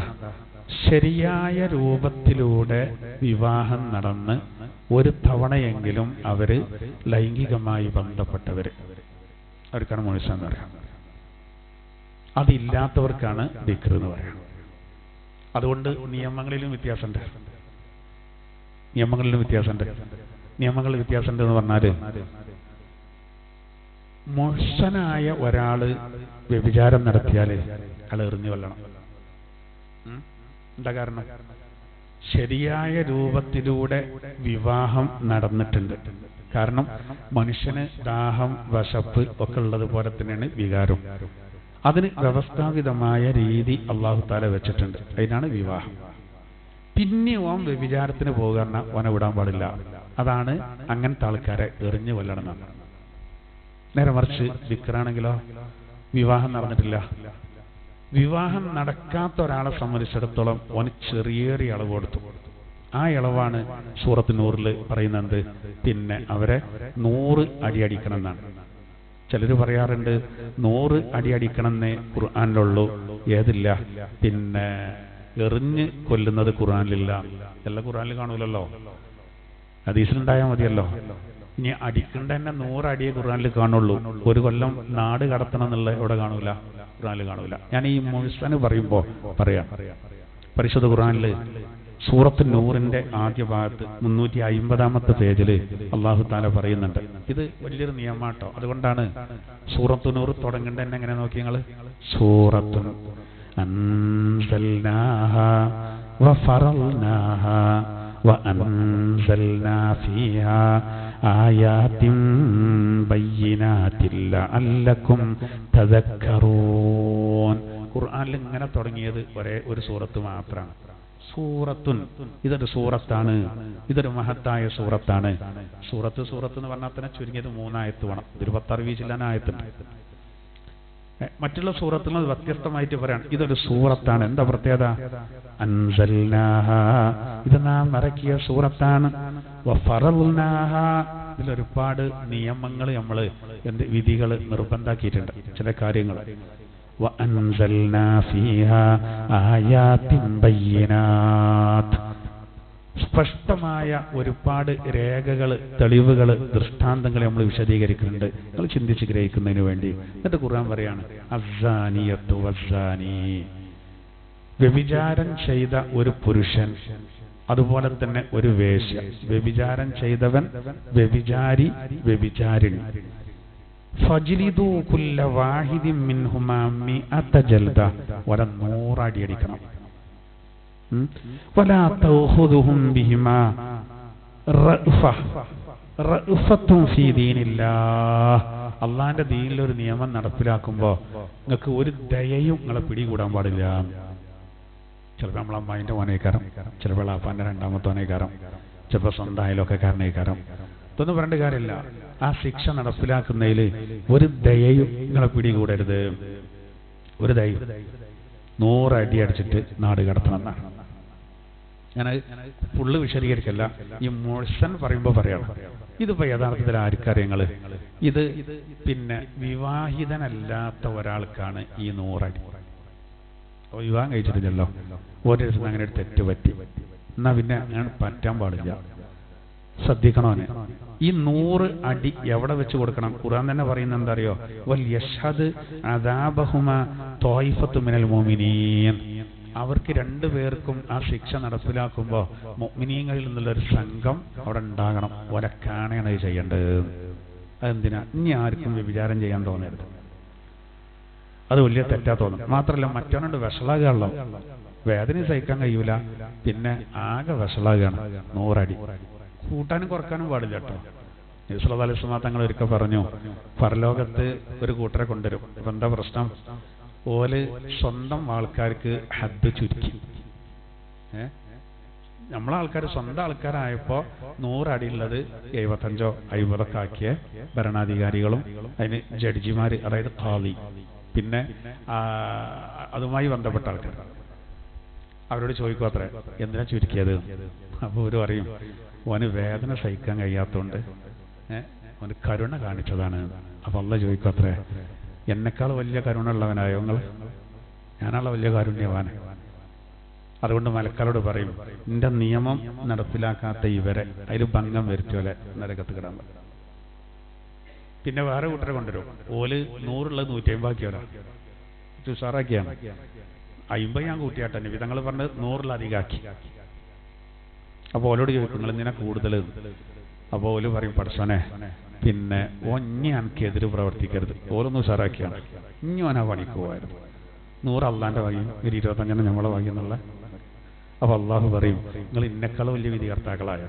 ഞാൻ പറഞ്ഞോട് തിന്നാ പോരെ. സബാനിയാക്കളോട് മലക്കളോട് പറയത്രേ ഓലേട. അതാണ് കട്ട പെണ്ണിന്റെ കയ്യ് മുറിക്കാതിരിക്കാൻ ഒരു സഹാബി നബിയോട് റെക്കമെൻഡ് ചെയ്തപ്പോൾ മുഖമൊക്കെ ചുവന്ന് കണ്ണൊക്കെ വല്ലാത്തൊരവസ്ഥയായി. ഗൗരവത്തിൽ നബി തങ്ങൾ പറഞ്ഞത്, ലൗ അന്ന ഫാത്തിമത ബിൻത മുഹമ്മദിൻ സറഖത് ലഖതഅതു യദഹാ. മുഹമ്മദിന്റെ മകൾ ഫാത്തിമയാണ് കട്ടതെങ്കിലും അവളെ കൈ ഞാൻ മുറിക്കുന്നതാണ്. ഇളവില്ല. എന്താ കാരണം? ഇതൊക്കെ നാളെ പരലോകത്ത് ചോദിക്കുന്നതാണ്. അപ്പോൾ ഇത് നമ്മൾ മനസ്സിലാക്കണം, വ്യഭിചാരം അത്രയും ഗൗരവമുള്ളൊരു കാര്യമായതുകൊണ്ടട്ടോ ഒരുത്തൻ്റെ അടുത്ത് അങ്ങനെ പറ്റിയപ്പോൾ 100 അടി ചാട്ടവാറ കൊണ്ടുള്ള അടിയാണ് കിട്ടിയാലേ. അറബ് ലോകത്ത് എപ്പോഴും നടക്കണ്ടല്ലേ. ഇനി നോക്കൂ, ആള് മുഴുസനാണെങ്കിലോ, അതായത് അവനവന്റെ വികാര പൂർത്തീകരണത്തിന് സംവിധാനം ഉണ്ടായിട്ട് വീണ്ടും അവൻ വ്യഭിചാരത്തിലേക്ക് പോയതാണോ? എറിഞ്ഞു കൊല്ലണം. നമുക്ക് തോന്നും അത് കുറച്ച് ഭയങ്കര ഗൗരവല്ലേ. അല്ലല്ല, ഒറ്റട്ടം നടപ്പിലാക്കി ഇന്ന് ആൾക്കാർ പിന്നെ ആ തെറ്റിക്ക് പോവില്ല. എന്നാ പിന്നെ ഇന്ന് ലോകത്ത് ഒരു രോഗത്തിന് മരുന്നിന് വേണ്ടി നടക്കേണ്ടി വരില്ല. എയ്ഡ്സ്. വ്യഭിചാരം നിർത്താൻ പറയണില്ല. എയ്ഡ്സ് വരാതിരിക്കാൻ, രോഗം വരാതെ വ്യഭിചാരം ചെയ്യാനുള്ള മാർഗങ്ങളാണ് ഇന്ന് ആധുനിക ലോകത്ത് പഠിപ്പിക്കപ്പെടുന്നത്. ഒരു കാലത്ത് സർവ ചുമരുമളും അതിന്റെ പരസ്യം. ആലോചിക്കണം, ലോസ് ആഞ്ചൽസിലൊക്കെ മാത്രം ഒതുങ്ങിയിരുന്ന എയ്ഡ്സ് എന്ന് പറയുന്ന മാരകമായ രോഗം ഇന്നിപ്പോൾ നമ്മുടെ നാട്ടിലൊക്കെ വന്നു. നിങ്ങൾ രഹസ്യമായിട്ട് ഈ പാലിയേറ്റീവ് കെയറിന്റെ ആളുകളോട് ചോദിച്ചാൽ മതി. ഇപ്പം എന്തിനാ അതൊക്കെ അറിയണോ ചോദിച്ചു ചിലപ്പോൾ. കാരണം നിയമപരമായിട്ട് പറയാൻ പാടില്ല എന്നാണ്. മലപ്പുറത്തുള്ള എണ്ണം എനിക്കറിയാം എത്ര ആൾക്കുണ്ട്. കുറച്ച് മുമ്പുള്ള കണക്കാട്ടോ, അപ്പോൾ കൂടിയേക്കും, കുറയല്ലല്ലോ. പക്ഷെ അത് പുറത്തു വിടൂല. അതുപോൽക്ക് പേര് പുറത്തു വിടില്ല. പക്ഷെ ഓലെ ഇടക്കിടക്ക് കൂടുന്നുണ്ട് അവിടെ ഒരു സ്ഥലത്ത് സമാധാനത്തിന്. എയ്ഡ്സാണേ. വേറെ വലിയ ക്യാൻസറൊക്കെ ആണെങ്കിൽ നമ്മളിപ്പോൾ അതിൽ അഭിമാനത്തിന്റെ പ്രശ്നം വരുന്നില്ല. കുറച്ച് ക്ഷമ ഉണ്ടെങ്കിൽ ഖുർആൻ പറഞ്ഞത് വസ്സാബിരീന ഫിൽ ബഅ്സാഇ വദ്ദറാഇ വഹീനൽ ബഅ്സി ഉലൈകല്ലദീന സദഖു വഉലൈക ഹുമുൽ മുത്തഖൂൻ. കിബിലമാറ്റത്തിന്റെ വിഷയത്തിൽ വലിയ തർക്കം വന്നപ്പോൾ നിങ്ങൾ അങ്ങോട്ട് തിരിയാനാണ് വെറുതെ വിവാദം ഉണ്ടാക്കണ്ട, വലിയ സംഗതി ഈ കാര്യങ്ങളൊക്കെയാണെന്ന് പറഞ്ഞിട്ട് ആ ആയത്താണ് പറയേണ്ടത്. വലിയ സംഗതി എന്താ? സാമ്പത്തിക ഞെരുക്കം വരുമ്പോഴും ശാരീരിക പ്രയാസം വരുമ്പോഴും യുദ്ധഘട്ടങ്ങളിലും നല്ല ക്ഷമ ഉണ്ടോ? ഒരു സ്വാദിഖീങ്ങളാണ്, ഒരു മുത്തഖീങ്ങളാണ്. വളരെ ശാരീരിക പ്രയാസമുണ്ട്. പക്ഷെ ചിലത് നമ്മൾ ചോദിച്ചു വാങ്ങേണ്ട രോഗമുണ്ട്, കൈവട്ടാണത്. അപ്പൊ അതുകൊണ്ടാണ് ഇതൊക്കെ മുന്നിൽ കണ്ടാണ് ഇസ്ലാം അതിന് കണിശമായ പറഞ്ഞത്. ഉമ്മ മഹ്സൂൽ എന്നൊരു പെണ്ണുണ്ടായിരുന്നു നബിന്റെ കാലത്ത്. അവളാ ഏരിയയിൽ ഇവള് എഴുതിയ ചീനു അത്രേ, അവളെ ഉപയോഗിക്കാൻ ഇത്ര സംഖ്യ. സുബ്ഹാനല്ലാഹ്. അങ്ങനെ ആളുകൾ അവളുടെ അടുത്ത് വരുന്നു, ആ പറഞ്ഞ നാണയം കൊടുക്കുന്നു. അങ്ങനെ അതായത് ശരീരം വിറ്റിട്ട് ജീവിക്കുക.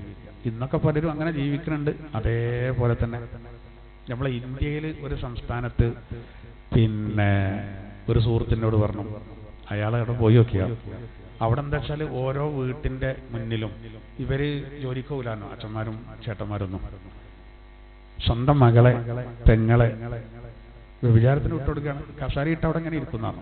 ആൾക്കാരിങ്ങനെ വരിക, ഏതാ വേണ്ടതെന്ന് നോക്കിയിട്ട് ഇവരെടുത്ത് ചെല്ലുക, കച്ചവടം ഉറപ്പിക്കുക, ഇവളെ കൊണ്ടുപോവുക. എന്നിട്ട് എന്നോട് പറഞ്ഞ ആള് ഈ പരിസരത്തുള്ള ആൾ തന്നെയാണ്. അയാൾ പറഞ്ഞത്, ഞാൻ അതിൽ പോയി, പക്ഷെ ഞാൻ പോകുമ്പോൾ ഒരു മുസാഹിഫും കച്ചുപിടിച്ചാൽ പോയത് ഫേക്കാക്കാനാണ്. എന്നിട്ട് അയാൾ എന്നോട് പറഞ്ഞു, ഞാനിത് വേറൊരാളോട് പറഞ്ഞപ്പോൾ അയാൾക്ക് പിന്നെ ആ സ്ഥലം അറിയിട്ട് വലിയ ബോധ്യമാണ്, ഓനച്ചറിയാം, ഞാനത് പറഞ്ഞു കൊടുത്തില്ല. ആ സ്ഥലം ഞാൻ അവന് പറഞ്ഞു കൊടുത്തില്ല. നിങ്ങൾ ആലോചിച്ച് നോക്കൂ, നമ്മളെ ഇന്ത്യ രാജ്യത്തുള്ളതാണ് ഇപ്പൊ അതൊക്കെ കേട്ടോ. ഇതിനെതിരൊന്നും ഇപ്പൊ ആരും പറയില്ല. നമ്മളിപ്പോ ആ സ്ഥലം പറഞ്ഞാൽ അവിടെ ആ ഇരുത്തും പ്രശ്നമാവൂല, ആ പോക്കും പ്രശ്നമാവൂല, നമ്മളെ പേര് പറഞ്ഞേക്കാരം പ്രശ്നം. സ്ത്രീത്വത്തെ അപമാനിച്ചു, തേങ്ങ ആരാന്ന് പറഞ്ഞു.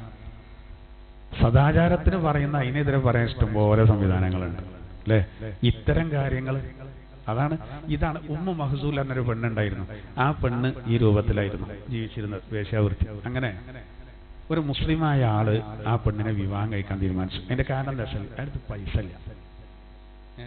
അന്നൊക്കെ പറഞ്ഞാല് ആണുങ്ങൾക്കാണ് പൈസ ഉണ്ട്, മഹർ കൊടുക്കണം, ഓക്കെ, ആണുങ്ങളുടെ പൈസ. അപ്പോ ഒരു മുസ്ലിമായ ആള് ഈ വേശ്യ പെണ്ണിനെ കല്യാണം കഴിക്കാൻ തീരുമാനിച്ചത്, അതൊരു വേശ്യ ആയതുകൊണ്ട് വല്ലാതെ അങ്ങനെ വിവാഹം കഴിക്കാൻ ആരും വരില്ല, എന്നാ പിന്നെ വലിയ ചെലവുണ്ടാവില്ല എന്ന് കരുതിയിട്ട് ഇയാൾ തീരുമാനിച്ചു. ഇതൊരു സ്വഹാബി നബിയോട് എന്ന് പറഞ്ഞു. പിന്നെ ആ ഉമ്മു മഹ്സൂലിനെ കെട്ടാൻ വേണ്ടി ഒരാൾ തീരുമാനിച്ചു പോണു. കേൾക്കണം റസൂലെ എന്താ അങ്ങനെ ആയാലും എന്ന് പറഞ്ഞിട്ട്. അപ്പോഴാണ് അള്ളാഹു താല എന്ത് ചെയ്തത്? ഒരായത്തിറക്കി. അതാണ് ഏത്? പിന്നെ അള്ളാഹു ഒരായത്തിറക്കി. അത് വലിയ സംശയമുള്ള ഒരായത്താണ്. ആ ആയത്തിലത് പറയുന്നത് അറിയോ? അസ്സാനി, വ്യഭിചാരം ചെയ്യുന്ന ഒരാള്, ലാ യൻകിഹു ഇല്ലാ സാനിയ, ഒരു വേശ്യയെ അല്ലാതെ വിവാഹം കഴിക്കൂല. പിന്നെ അതിനെ തുടർന്ന് പറയുന്നുണ്ട് എന്ത്? നേരെ തിരിച്ചും പറയുന്നുണ്ട്, വസ്സാനിയതു ലാ യൻകിഹുഹാ ഇല്ലാ സാനിൻ, ഒരു വേശ്യപ്പെണ്ണിനെ ഒരു പിന്നെ വ്യഭിചാരം ചെയ്യുന്ന ആണെ കല്യാണം കഴിക്കുള്ളൂ. അതിൽ അയാളെ ഇന്ന് വിരുമാറി. അതിന്റെ അർത്ഥം എന്തല്ല?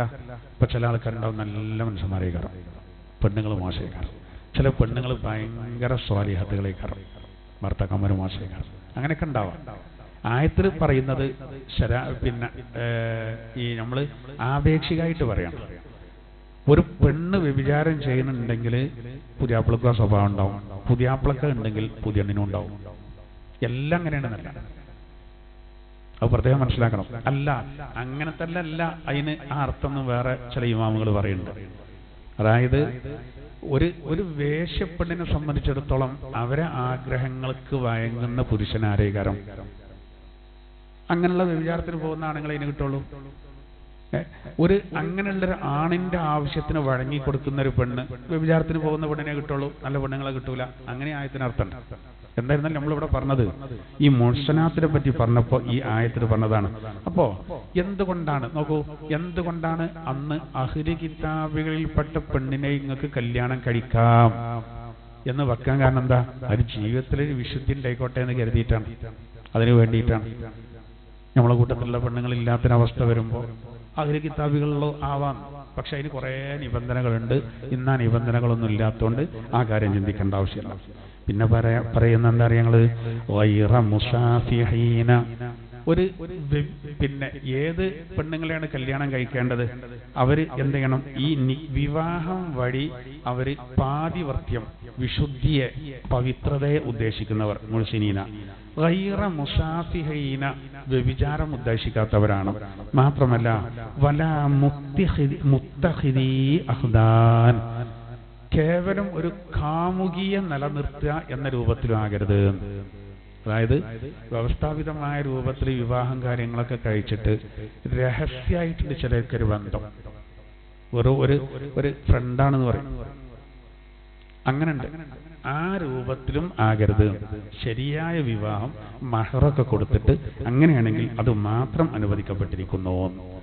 അതിലിപ്പോൾ അഹ്ലു കിതാബും കാര്യങ്ങളൊന്നും ഇപ്പോൾ നമുക്ക് ഇവിടെ വരാത്തൊരു സംഗതി ആയതുകൊണ്ട് അത് വല്ലാതെ വരേണ്ട ആവശ്യമില്ല. എന്നിട്ട് നോക്കൂ, ഈ ആയത്തിന്റെ അവസാനം പറയാണ് വമൻ യക്ഫുർ ബിൽ ഈമാൻ ഫഖദ് ഹബിത അമലു വഹുവ ഫിൽ ആഖിറതി മിനൽ ഖാസിരീൻ.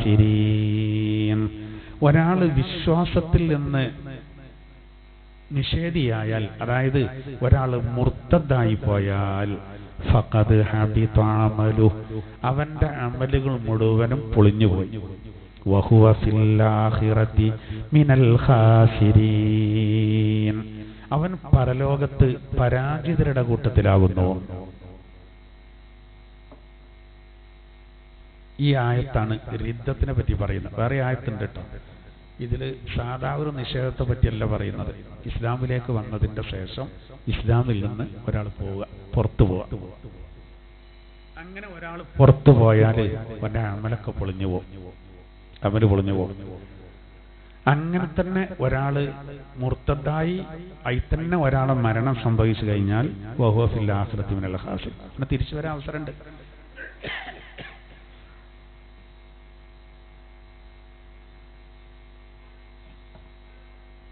അവന് തിരിച്ചു വരാനുള്ള അവസരങ്ങളുണ്ട്. എങ്ങനെയാണ് ഈ മുർത്തദ്ദാകരുത്? മുസ്ലിമായ ഒരാൾ മുർത്തദ്ദാവുക എന്ന് പറഞ്ഞാൽ, അതായത് എല്ലാവരും അറിയപ്പെട്ട വിശ്വാസ കാര്യങ്ങളുണ്ടാവും. ആ കാര്യത്തിൽ സംശയിക്കുക, അതിനെ നിഷേധിക്കുക ചെയ്താൽ ഒരാൾ നാട്ടിൽ പുറത്തു മുർത്തദ്ദാവും. നമ്മളൊക്കെ ധാരണ എന്താ പറയുക, ഞാൻ ഇസ്ലാമിൽ നിന്ന് രാജിവെച്ചിരിക്കുന്നു ചണ്ട കൊട്ടി പറഞ്ഞാലേ ഒരാൾ ഇസ്ലാമിൽ നിന്ന് പുറത്തു കൊള്ളുന്ന അല്ല. നിസ്കാരം, സക്കാത്ത്, നോമ്പ്, ഈ കാര്യങ്ങളൊക്കെ നിർബന്ധാണെന്നുള്ളത് അത് അറിയപ്പെട്ട കാര്യമാണ്. എല്ലാവർക്കും അറിയാം നിസ്കാരം നിർബന്ധാണ്. നിങ്ങളത് പറയുമ്പോൾ, ഒരാളോട് പറയുമ്പോൾ അവൻ ചോദിക്കാണ് എന്തായാലും തെളിവ്? അല്ലാഹ്, തെളിവ് എനിക്കറിയില്ല. അപ്പൊ നിർബന്ധമല്ല. അങ്ങനെയല്ല, അതിന് തെളിവിന്റെ ആവശ്യമില്ല. നമുക്ക് തെളിവുണ്ട്, പക്ഷെ നമ്മളതിന് തെളിവ് ചോദിക്കൂല. കാരണം തെളിവ് ആവശ്യമില്ലാതെ അറിയപ്പെട്ട കാര്യമാണ്. നിസ്കാരം നിർബന്ധാണ്. അപ്പൊ ഒരാൾ പറയാ നിസ്കാരം നിർബന്ധമില്ല, മുർത്തദ്. ഇനി അതേപോലെ അറിയപ്പെട്ട കാര്യമാണ് പെരുന്നാൾ നിസ്കാരം, സുന്നത്താണ്. പക്ഷെ ഒരാൾ പറയാ സുന്നത്തില്ല, മുർത്തദാവും. കാരണം പെരുന്നാൾ നിസ്കാരം എന്ന ഒന്നുണ്ട് എന്നുള്ളത് സൂക്ഷ്മത ഉള്ളവനും ഇല്ലാത്തവനും ദീനീബോധം ഉള്ളവനും ഇല്ലാത്തവനും ഒക്കെ അറിയാം. അതേമാതിരി റവാത്തിബ് നിസ്കാരം, അതിനെ നിഷേധിച്ചാൽ, റവാത്തിബ് സുന്നത്തൊന്നും ഇല്ല എന്നൊരാൾ പറഞ്ഞാൽ ഇപ്പൊ മുർത്തദാവും. എന്നാൽ ചിലത് അറിയപ്പെടാത്ത ഉണ്ടാവും. ഇപ്പൊ ഉദാഹരണം പറയാം, എഴുദ്ധരിക്കുന്നൊരു പെണ്ണ് നോക്കൂ, എഴുദ്ധയിരിക്കുന്നൊരു പെണ്ണിനെ നിക്കാഹ് ചെയ്യാൻ പറ്റില്ല. മുർത്തദാകാത്തിന്റെ ഒരു ഉദാഹരണം മഹാന്മാർ പറയേണ്ടതാണ്. എഴുദ്ധരിക്കുന്നൊരു പെണ്ണിനെ നമ്മൾ എന്ത് ചെയ്യാൻ പറ്റില്ല, വിവാഹം കഴിക്കാൻ പറ്റില്ല, നിക്കാഹ് ശരിയാവില്ല. അപ്പോ ഒരാൾ പറയാണ് പറ്റും. പടച്ചോനെ മുർത്തദായിൽ അറിയാൻ പറ്റുമോ? ഇല്ല, അറിയപ്പെട്ട മസലല്ല, എല്ലാവർക്കും അറിഞ്ഞോളന്നില്ല. നമ്മള് ലറൂറിയം നിലക്ക് അറിയപ്പെടുകയാണ്. അതാണ് ഏത്? നമ്മൾ നിസ്കാരത്തിന്റെ ഉജൂബ്, സുന്നത്തായ കാര്യങ്ങൾ, നോമ്പ്, സക്കാത്ത്, ഹജ്ജ്, ഇതൊക്കെ നമുക്ക് ദീനിൽ അറിയപ്പെട്ട കാര്യം. പരലോകം, അത്തരം കാര്യങ്ങളൊക്കെ, മലായിക്കത്തുള്ളത്, പ്രവാചകന്മാർ വന്നത്, റബ്ബിന്റെ, ഇതൊക്കെ നമുക്ക് എന്ത് ചെയ്യാം, അങ്ങനെ അറിയപ്പെട്ടതാണ്. എന്നാ ചിലതറിയോ? ചിലതറിയില്ല. അതേപോലെ പിന്നെ വാപ്പ ജീവിച്ചിരിക്കെ മകൻ മരിച്ചാല് ആ മകന്റെ സ്വത്തില് ഓന്റെ കുട്ടിയാക്ക് അവകാശമില്ല. ഒരു മാനദണ്ഡം വെച്ചിട്ട് ഇസ്ലാമിന്റെ നിയമമാണ്. ഇതിപ്പോ ഒരു അത്ര എല്ലാവർക്കും അറിഞ്ഞോളുന്നില്ല. ആ കുട്ടിയാക്കില്ലാക്കോ, ആ കുട്ടിയാക്കല്ലേ കൊടുക്കണ്ടത് എന്നൊരാൾ പറഞ്ഞ മുർത്തദായിട്ടൊന്നും പറയാൻ പറ്റൂല. അങ്ങനെ കുറെ കാര്യങ്ങളുണ്ട്. അതേപോലെ തന്നെ നോക്കൂ, പ്രത്യക്ഷത്തിൽ അള്ളാഹ്ക്ക് മാത്രം ചെയ്യേണ്ട ഒന്നാണ് സുജൂദ്. ആ റുക്കൂ എന്ന് ഒഴിവാ, സുജൂദ് വേറെ ആക്കുമ്പോൾ ചെയ്യാൻ പാടില്ല, പുറത്തു പോകും. റുക്കൂഴും മറ്റൊരാൾക്ക് ചെയ്യാൻ പാടില്ല കേട്ടോ, അത് വേറെ. റുക്കൂഴ് ഇപ്പൊ നമ്മളിപ്പോ അള്ളാഹ്ക്ക് ചെയ്യുന്ന അതേ റുക്കൂ എന്നുള്ള ഉദ്ദേശത്തില് വേറെ ആക്കി ചെയ്താൽ മാത്രം പുറത്തുപോയി. പക്ഷെ ഒരാളിങ്ങനെ കുനിഞ്ഞു നിന്നതുകൊണ്ട് മാത്രം എന്താവൂല, മാത്തുനിന്ന് പുറത്തുപോകൂല. കാരണം എന്താ, ഈ പിന്നെ നമ്മളിപ്പോൾ അസ്സലാമു അലൈക്കും അഭിവാദ്യം പോലെ ചില മതങ്ങളിലൊക്കെ ഒരു ചര്യാണ് എന്ത്, ചിലർ കൈകൊണ്ട് ആംഗ്യം കാട്ടും, ചിലർ ഒന്നിന് കുനി, ഇങ്ങനെ കണ്ട് അഭിവാദ്യങ്ങൾ പല രൂപത്തിലാണ്. അപ്പോൾ അങ്ങനെയൊക്കെ ചില ആചാരങ്ങൾ ഉണ്ടായതുകൊണ്ടാണ്, അതുകൊണ്ട് മാത്രം ഒരാൾ അവൻ്റെ വിശ്വാസം വരെ വരിക. പക്ഷെ സുജൂദ് നമ്മൾ വേറെ ആൾക്ക് ചെയ്യാൻ പാടില്ല, അത് കണ്ടാൽ തന്നെ ഒരു തെറ്റിദ്ധാരണ വരും. അപ്പൊ ഇനിയിപ്പോ മുർത്തദ്ദാകുന്ന ചിലപ്പോ ഒന്നും ചെയ്യണ്ട, ഒന്നും പറയണ്ട, മനസ്സിൽ ചിന്ത വന്നാലും മതി, വേണ്ടാത്ത ചിന്ത വരരുത്. ആമൻതു ബില്ലാഹി വബിറുസുലി, അങ്ങനെ വല്ലതും ചിന്ത വന്നാൽ, മുർത്തദ്ദാകേണ്ട വല്ല ചിന്ത വന്നാൽ ഉടനെ നബി തങ്ങൾ പറഞ്ഞതാണ്.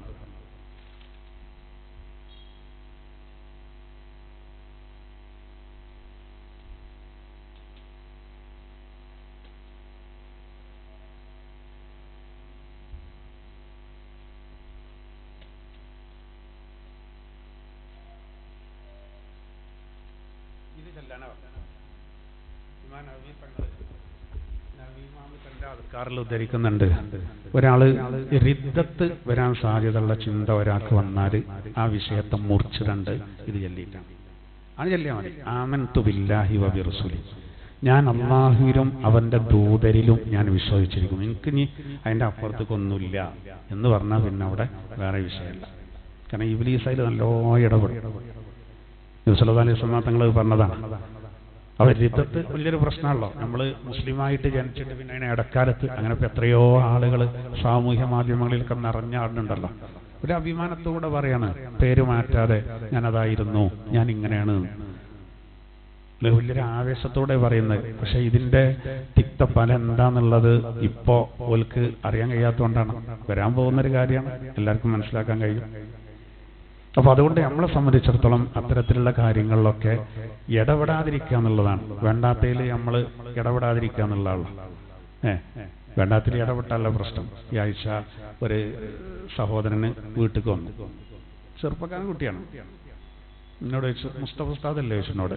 അപ്പോൾ നമ്മൾ തേടി വന്നാണ്. അപ്പോൾ ഞാൻ വരിയെന്ന് പറഞ്ഞ് ഇരുത്തി. അപ്പോൾ ഫാൻ്റെ കുപ്പായൊക്കെ ഇട്ടിട്ട് ഒരു കുട്ടി. അപ്പോൾ പിന്നെ ഇത് കുറച്ച് കാര്യം പറയണ്ടേന്ന് പറഞ്ഞു. ഞാൻ ചോദിച്ചു, എൻ്റെ മോനെ പറഞ്ഞോളിയായിരുന്നു.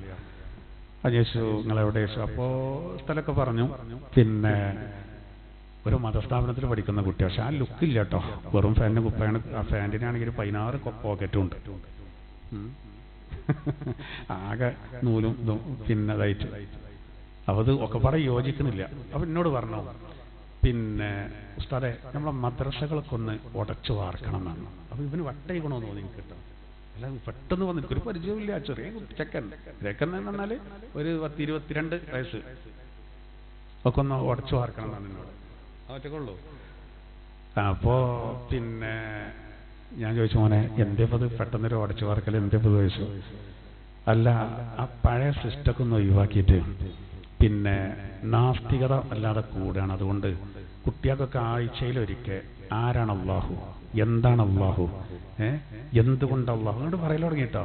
എനിക്ക് തോന്നി മാനസികറ്റായിക്കണോ വരുത്തിയിട്ടാണ് അതിനുള്ളൊരു ക്ലാസ് എടുത്ത് കൊടുക്കണം എന്നാണ്. അപ്പോൾ ഞാൻ പറഞ്ഞു, മോനെ ആ ക്ലാസ്സൊക്കെ ഇപ്പോൾ മദ്രസയിൽ നടക്കുന്നുണ്ട്, ഉസ്താദുമാർക്ക് ട്രെയിനിങ്ങും കാര്യങ്ങളൊക്കെ സമസ്ത കൊടുക്കുന്നുണ്ട്, കുട്ടികളുടെ പ്രായം കാര്യങ്ങളൊക്കെ അനുസരിച്ച് ആ കാര്യങ്ങളൊക്കെ കൊടുക്കുന്നുണ്ട്. അപ്പോൾ അത് പ്രായോഗികമല്ല, പോരാ, നിലവിൽ ആ സംവിധാനം പോരാ. ഞാൻ എൻ്റെ നാട്ടിലെ പിന്നെ മദ്രസയിൽ ചെന്ന് പറഞ്ഞു, ഉസ്താദ് മൈൻഡ് ചെയ്ത് തന്നെ എന്നോട്. അപ്പോൾ ഞാൻ പറഞ്ഞത് പിന്നെ നിങ്ങളെ പറയേണ്ട ശൈലി മാറിയതുകൊണ്ടാണ്, ഒക്കെ ഉടച്ചു വാർക്കണം എന്നാൽ അടിയിട്ടും ചിലപ്പോൾ. പിന്നെ ഞാൻ പറഞ്ഞു, മോനെ ഞങ്ങളെ വീടിൻ്റെ മുകളിൽ പിന്നെ ഒരു ടാങ്ക് ഉണ്ട്. ഞാൻ അവനോട് പറഞ്ഞു, ഒരു ടാങ്ക് ഉണ്ട്, അതിൽ 1000ൻ്റെ ടാങ്കാണ്. ആ 1000 ടഫിൻ്റെ മേശപ്പുറത്ത് ഞാൻ ചായ കുടിച്ച് വെച്ചൊരു ഗ്ലാസ് ഉണ്ട്. ആ ഗ്ലാസ് കാണിച്ചു കൊടുത്തിട്ട് ഞാൻ പറഞ്ഞു, മോനെ ആ 1000 ലിറ്റർ കൊള്ളുന്ന ടാങ്കിലെ വെള്ളമൊക്കെ പാടെ ഈ ഒരു ഗ്ലാസ്സിൽ ഒതുക്കണമെന്ന് വാശി പിടിച്ചാലേ ഇതിയല്ലേ ഇത് കൊള്ളുള്ളൂ, ബാക്കിയൊക്കെ തുളുമ്പി പോകും. 2ാം ക്ലാസ്സിലും 3ാം ക്ലാസ്സിലേക്ക് കുട്ടികളെ വിളിച്ചെടുത്തിക്കാണ്ട് ഓലോട് നാസ്തികത പറഞ്ഞ ഓലിങ്ങനെ അന്തം വിട്ട് നോക്കും. ഒരു പിടുത്തം കിട്ടൂല. കുട്ടികളെ വയസ്സിനനുസരിച്ചല്ലേ കൊടുക്കുക. പിന്നെ ആവശ്യമില്ലാത്തത് വിശദീകരിച്ച് ഇല്ലാത്ത സംശയം ഉണ്ടായിക്കേണ്ടത് കുഴപ്പമാവും. ഞാനോട് പറഞ്ഞു, നമ്മൾ കൊതുകിനെ തല്ലാൻ വേണ്ടി പീരങ്കി ഇറക്കിയമാർക്ക് കാരണം എന്നാൽ ആവശ്യമുള്ളിടത്ത് നിങ്ങൾ പറഞ്ഞമാർക്ക് കൊടുക്കും വേണം എന്നൊക്കെ പറഞ്ഞ് എന്ത് ചെയ്തു, ചായയൊക്കെ കൊടുത്താണ്ട് വിട്ടിക്കണം. അതിന് ഒരു എന്തോ ഒരു ഇതുള്ള മാതിരി ഇടക്കിടക്കിട്ട് ഈ വിഷയത്തിങ്ങനെ വരികയാണ്. പിന്നെ വേറെ വർത്തനൊക്കെ പറയേണ്ട ഇടയിൽ ഇതെൻ്റെ തലയിൽ കയറ്റിയിട്ട് വന്നതാണ് സംഭവം. അപ്പോൾ ഞാൻ കാര്യങ്ങൾ പറഞ്ഞു കൊടുത്തു. അപ്പോൾ ചിലപ്പോൾ ഇഖ്ലാസിൻ്റെ അങ്ങോട്ട് ഓവറായതേ കാരണം ചിലപ്പോൾ. പക്ഷെ നമ്മളെന്താ വെച്ചാൽ ഈ ചില സ്ഥലങ്ങളിലൊക്കെ ഉണ്ടല്ലോ വിദഗ്ധർക്കൊക്കെ മറുപടി, അവിടെ ആകെ ഒരു വിദഗ്ധനെ ഉണ്ടാവുള്ളൂ. ഓനൊരു മറുപടിയാണ് വെച്ചുകൊണ്ട് LCD സഹിതം അറിയാം. പിന്നെന്താവും അതിനൊരു മറുപടി വരും. ഇതുകൊണ്ട് മെച്ചായിരിക്കും അയച്ചാൽ മെച്ചം സെറ്റായിരിക്കും. ഇനി അടുത്തെന്നായിരിക്കും സെറ്റാർ പറയും സ്റ്റേജ് അന്നെ മതി അറിയും. ഒക്കെ ഒരു കൂട്ടരുതേ കാരണം ആൾക്കാരാകണം കൺഫ്യൂഷനാവും. ആയത്തൊന്നും അങ്ങോട്ടുകൊണ്ട് മനസ്സിലാവില്ല. എല്ലാവരും ഓതുണ്ട ആയത്താണ് അറിയും. അവസാനം എന്തായി വിദഗ്ധർക്ക് ലാഭമായി. കാരണം എന്താ കുറെ ആൾക്കാർ സംശയിച്ചല്ലോ നഷ്ടമായിരിക്കാം. അപ്പൊ അവിടെ ഇപ്പം അങ്ങനെ ഒരു പരിപാടിന്റെ ആവശ്യം ഉണ്ടാവില്ല. ഒരാളെ ഉണ്ടാവുള്ളൂ. അയാൾക്ക് ചിലപ്പോൾ നേരിട്ട് വ്യക്തിപരമായിട്ട് വിളിച്ച് പറഞ്ഞെടുത്താൽ മതിയോ. ഓരോ കാര്യങ്ങളും അങ്ങനെ തന്നെ. അപ്പൊ ഞാൻ പറഞ്ഞെന്താ വെച്ചാല് ഈ ചിലതിലൊന്നും നമ്മൾ ഇടപെടാൻ പറ്റില്ല. അപ്പൊ മുർത്തദ്ദാകുക എന്ന് പറഞ്ഞാല് ചിലപ്പോൾ കൊട്ടും കര എടുക്കേണ്ട ആവശ്യമില്ല, അറിഞ്ഞിട്ടുണ്ടാവില്ല, നമുക്കറിയില്ലല്ലോ. അത് ഈമാൻ പോകുക വളരെ പ്രധാനമാണ്. അത് പോകാതിരിക്കാനുള്ളൊരു വഴിയാണ്. ആമൻതു ബില്ലാഹി വബിറുസുലിഹി, അല്ലാഹുവിലും അവന്റെ ദൂതരിലും ഞാൻ വിശ്വസിച്ചിരിക്കുന്നു. അപ്പൊ അല്ലാഹു തആല ഈ ആയത്തിലൂടെ പറയാണ്, ഒരാള് മുർത്തദ്ദായി കഴിഞ്ഞാൽ, അതായത് മതത്തിൽ നിന്ന് പുറത്തു പോയാൽ, ഈ ആയത്തിലൂടെ പറയുന്ന കാര്യം അതാണ്. സത്യവിശ്വാസത്തെ ഒരാൾ നിഷേധിച്ചാൽ ഫഖദ് ഹബിത അമലുഹു, അവന്റെ അമല് പൊളിഞ്ഞുപോയി. വഹുവ ഫിൽ ആഖിറതി മിനൽ ഖാസിരീൻ, അവൻ പരലോകത്ത് പരാജിതരുടെ കൂട്ടത്തിലാണ്.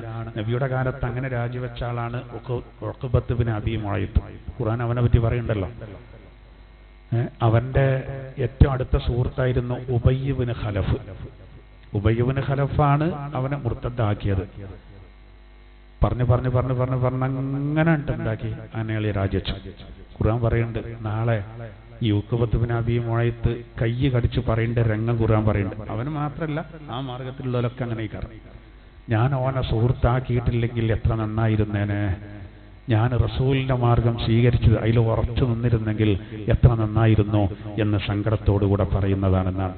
അപ്പോൾ ഇവിടെ നമ്മൾ ഈ കാര്യം നമ്മൾ നല്ലോണം ആലോചിക്കുക. ഞാൻ നേരത്തെ പറഞ്ഞ കുട്ടി പറഞ്ഞ അതിലൊരു നല്ല വശമുണ്ട്. നല്ലോണം കുട്ടികളെ പഴപ്പിക്കാൻ. അത് പക്ഷെ അത് ഈ മദ്രസയിലെ ചെറിയ കുട്ടികളല്ല, അവിടുന്ന് കൂടി ആൾക്കാർ കഴിഞ്ഞു പോകുമ്പോഴാണ്. പക്ഷെ അതിനിപ്പം തന്നെ ഇങ്ങനെ ഉണ്ടാവട്ടോ എന്ന് പറഞ്ഞാൽ ഓൽക്കൊട്ട് മനസ്സിലാകാനുള്ള പ്രായം ആയിട്ടുമില്ല. അപ്പൊ അതൊക്കെ പറഞ്ഞാൽ നമ്മൾ ദീനിനോട് നിരന്തരം അവരെ ബന്ധപ്പെടുത്തുക എന്നുള്ളതാണ്. അത് നമ്മൾ ശ്രദ്ധിക്കേണ്ട. മദ്രസയൊക്കെ കഴിഞ്ഞാൽ പിന്നെ കുട്ടികൾക്ക് ദീനിനോടൊരു ബന്ധം ഉണ്ടാവില്ല. പിന്നെ ഭൗതിക ലെവലിൽ മാത്രം പോകുമ്പോഴാണ് ഓൽക്ക് വേണ്ടാത്ത സംശയങ്ങൾ. ഇനി നമ്മൾ അവരേറ്റവും ഇടപഴകാനും അവസരങ്ങൾ ഉണ്ടാക്കണം. ഓല് ഇബാദത്ത് നിസ്കാരമൊക്കെ പറ്റ നിർത്തിക്കണമെന്നൊക്കെ നോക്കണം. അതിന്റെ ലക്ഷണങ്ങളാണത്. അതുകൊണ്ടൊന്നും കാര്യമില്ല, ആവശ്യമില്ല എന്നുള്ള ചിന്ത ഓല് വരുന്നുണ്ട്. അതൊക്കെ നമ്മൾ എന്ത് ചെയ്യണമെന്നറിയോ? ഐഡിയപൂർവ്വം ചെയ്യേണ്ടതാ. ഐഡിയപൂർവ്വം ചെയ്യേണ്ടതാണ്. അല്ലാഹു സുബ്ഹാനഹു വ തആല നമുക്ക് ഈമാന് പ്രദാനം ചെയ്യട്ടെ. ആമീൻ. ഇനി നോക്കൂ, ഇനി അടുത്ത ആയത്ത്. നമുക്ക് ആ ആയത്തിന്റെ ആദ്യ ഭാഗം പറയാം. ബാക്കി തയമ്മുമും വുളൂവിന്റെ തന്നെ മസലകളൊക്കെ നമുക്ക് അടുത്ത ക്ലാസ്സിൽ പറയാം. ഒരുപാട് വിശദീകരണങ്ങളുള്ള ഒരായത്താണ്. യാ അയ്യുഹല്ലദീന ആമനൂ ഇദാ ഖുംതും ഇലസ്സലാ فاغسلوا وجوهكم وأيديكم إلى المرافق وامسحوا برؤوسكم وأرجلكم إلى الكعبين. يا أيها الذين آمنوا സത്യവിശ്വാസികളെ, ഇദാ കുന്തും ഇലസ്സലാഹ്, നിങ്ങൾ നിസ്കാരത്തിലേക്ക് നിന്നാൽ, അതിന്റെ നേരെ അർത്ഥം അങ്ങനെയാണെങ്കിലും നിസ്കാരത്തേക്ക് സ്വഫട്ടി നിന്നിട്ടല്ല, നിസ്കരിക്കാൻ ഉദ്ദേശിച്ചാൽ ഫഗ്സിലൂ വുജൂഹക്കും, നിങ്ങൾ നിങ്ങളുടെ മുഖം കഴുകണം. വുളൂഇനെ പറ്റിയാണ് പറയുന്നത്. മുഖം കഴുകണം. വഅയ്ദിയക്കും ഇലൽ മറാഫിഖ്, മുട്ട് ഉൾപ്പെടെ മുട്ടുവരെ നിങ്ങളുടെ കൈകൾ കഴുകണം. വംസഹൂ ബിറൂസിക്കും, നിങ്ങൾ നിങ്ങളുടെ തല തടയണം. വഅർജുലക്കും ഇലൽ കഅബൈൻ, ഞെരിയാണി വരെ നിങ്ങളുടെ കാല് കഴുകുകയും വേണം. ഇതാണ് ഇപ്പോൾ വുളൂ എന്നാണ്. നിർബന്ധമായിട്ട് കഴുകേണ്ട അത്ര ഉള്ളല്ലോ. ഏത്? മുഖം കഴുകണം, മുട്ട് ഉൾപ്പെടെ കൈകൾ കഴുകണം, തലയിൽ നിന്ന് അല്പം തടയണം, രണ്ട് കാല് കഴുകണം. ഇത്ര നിർബന്ധമുള്ളൂ. മുൻകൈ കഴുകൽ സുന്നത്താണ്, വായിൽ വെള്ളം കൊപ്പിടിക്കൽ സുന്നത്താണ്, മൂക്കിൽ വെള്ളം കയറ്റിച്ചിട്ടൽ സുന്നത്താണ്, അതുപോലെ തന്നെ ചെവി തടയൽ സുന്നത്താണ്, ഒക്കെ സുന്നത്താണ്. ഈ 4 ഖുർആൻ നേരെ പറയാം. എന്താ കാരണം? അതിന്റെ കാരണം എന്താ അറിയാം നിങ്ങള്? ആദം നബി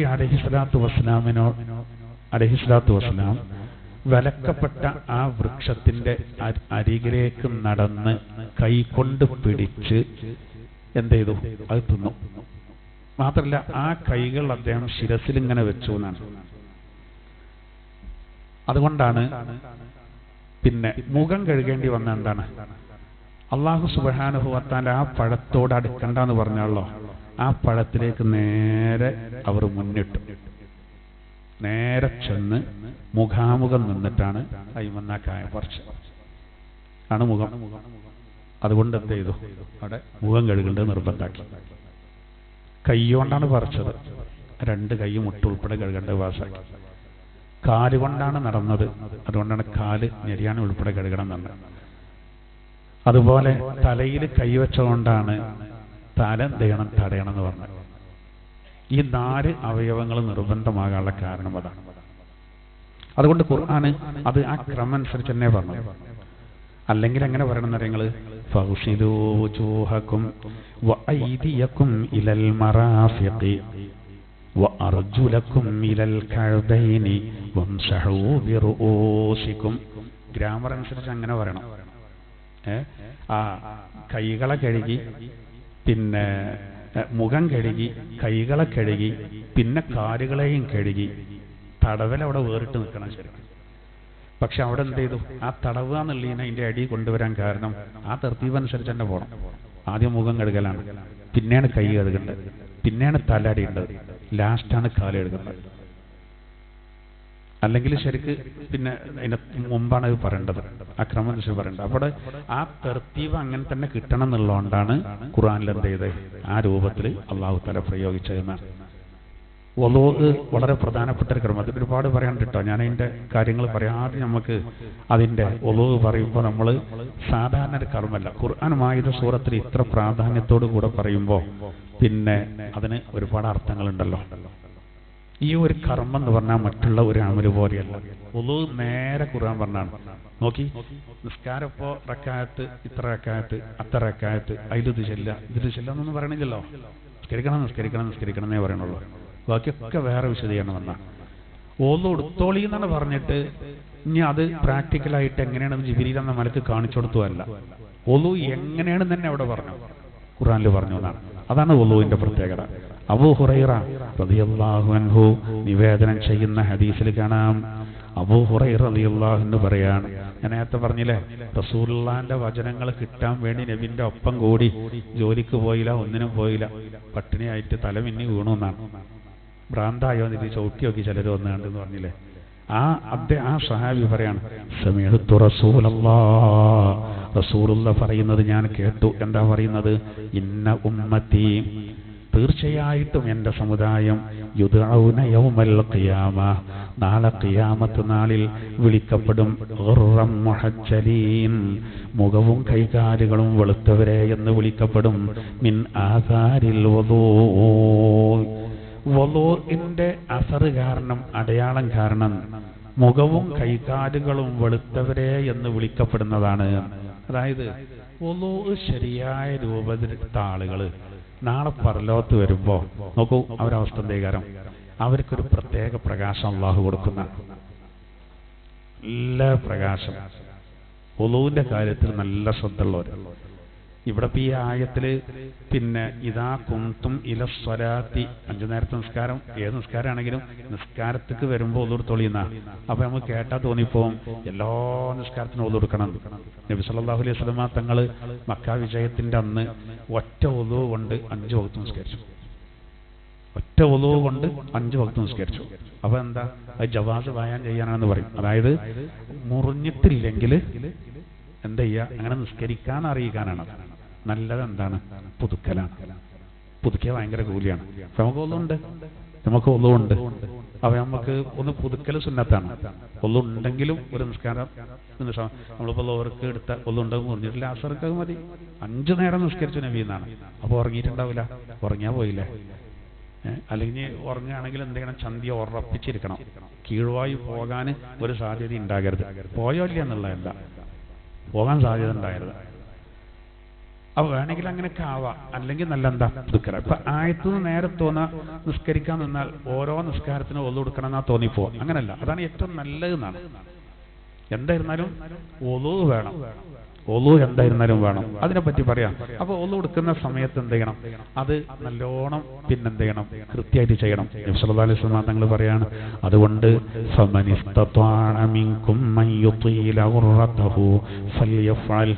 അതുകൊണ്ട് നീട്ടിക്കെടുകാൻ കഴിയുന്നവർ അങ്ങനെ തന്നെ കഴിക്കോളിയും. നീട്ടിക്കെടുക പറഞ്ഞാൽ വെള്ളം കാര്യങ്ങളൊക്കെ ഉണ്ടാവുമ്പോൾ ഉപയോഗിക്കാൻ നമുക്ക് രോഗമോ കാര്യങ്ങളോ ഇല്ലെങ്കിൽ പിന്നെന്തിനാ പിശുക്ക് കാണിക്കണ്ട്. അപ്പൊ നമ്മളെന്ത് ചെയ്യണം, ആ നിർബന്ധത്തിന്റെ പുറമെ കുറച്ചും കൂടി കൂട്ടിക്കഴുകുക. മസാലകളൊക്കെ നമുക്ക് അടുത്ത ക്ലാസ്സിൽ പറയാം. കൂട്ടിക്കഴുകുക. മുഖത്തിന്റെ അതിർത്തി പറഞ്ഞല്ലോ, അത് കുറച്ചും കൂടി കൂട്ടുക. മുട്ട് ഉൾപ്പെടെയാണെങ്കിൽ മുട്ടിന്റെ മേലേക്ക് കുറച്ച്, ഞെരിയാണി ഉൾപ്പെടെയാണെങ്കിൽ ഞെരിയാണിന്റെ ഉൾപ്പെടെ കഴുകണ്ട്, അത് കുറച്ച് മേലേക്കാണ് കഴുകുക. അങ്ങനെ ചെയ്താൽ നാളെ പുറലോകത്ത് ആ രൂപത്തിൽ പിന്നെ എന്ത് ചെയ്യണം, അവരെ വിളിക്കുന്നതാണ്. മുഖവും കൈകാര്യങ്ങളും വെളുത്തവരെ എന്ന് പറയും. ഏതാണ് പരങ്ങം എന്ന് ആലോചിക്കണം. ആകെ പേടിച്ച് ബേജാറായി മാലഹ എന്ത് പറ്റി ഭൂമിക്ക് എന്ന് പറഞ്ഞിട്ട് അങ്കലാപ്പിലാവുമ്പോ ഈ മള്ള ആൾക്കാർ ഇവരെന്താ പറയാ, ഹാദാമ വഅദർ റഹ്മാൻ വസദഖൽ മുർസലൂൻ. ഇതൊക്കെ മുർസലീങ്ങൾ സത്യപ്പെടുത്തിയതും ഇത് അള്ളാഹു വാഗ്ദത്തം ചെയ്തതുമാണ്. ഇത് സത്യം. അതൊക്കെ നമ്മൾ നേരത്തെ അറിഞ്ഞതാണ്. ഒരല്ല റാഹത്തില ഇവിടെ വിലങ്ങടിച്ച് നടക്കണ്ടല്ലോ. പരലോകത്തിലൊന്നും വിശ്വാസമില്ലാതെ മാലഹ ഭൂമിക്ക് എന്ത് പറ്റി, എന്താ പൊതു സംഗതി, ആകെ വപ്രാളപ്പെട്ട് എന്നിട്ടോ ചോദിക്കുക ഐനൽ മഫർ, എവിടുക്കന്ന് ഓടി രക്ഷപ്പെടുക എന്ന് പറയുന്നതാണ്. അങ്ങനത്തെ അവസ്ഥ ഉണ്ടാവില്ല. അപ്പൊ നമ്മൾ നല്ല നല്ല റാഹത്തായ അവസ്ഥ. ഉസ്മാൻ ഇബ്നു അഫ്ഫാൻ റളിയല്ലാഹു അൻഹു ഒക്കെ പറയാണ്, മൻ തവല്ലഅ ഫഅഹ്സനൽ വളുഅ ഖറജത് ഖതായാഹു മിൻ ജസദിഹി ഹത്താ തഖ്റുജ മിൻ തഹ്തി അൽഫാരിഹി. ഉസ്മാൻ ഇബ്നു അഫ്ഫാൻ റളിയല്ലാഹു അൻഹു പറയാണ്, ഒരാൾ വുളു എടുത്തു, ഫഅഹ്സനൽ വളുഅ, വുളുവിനെ നല്ലോണം നന്നാക്കി.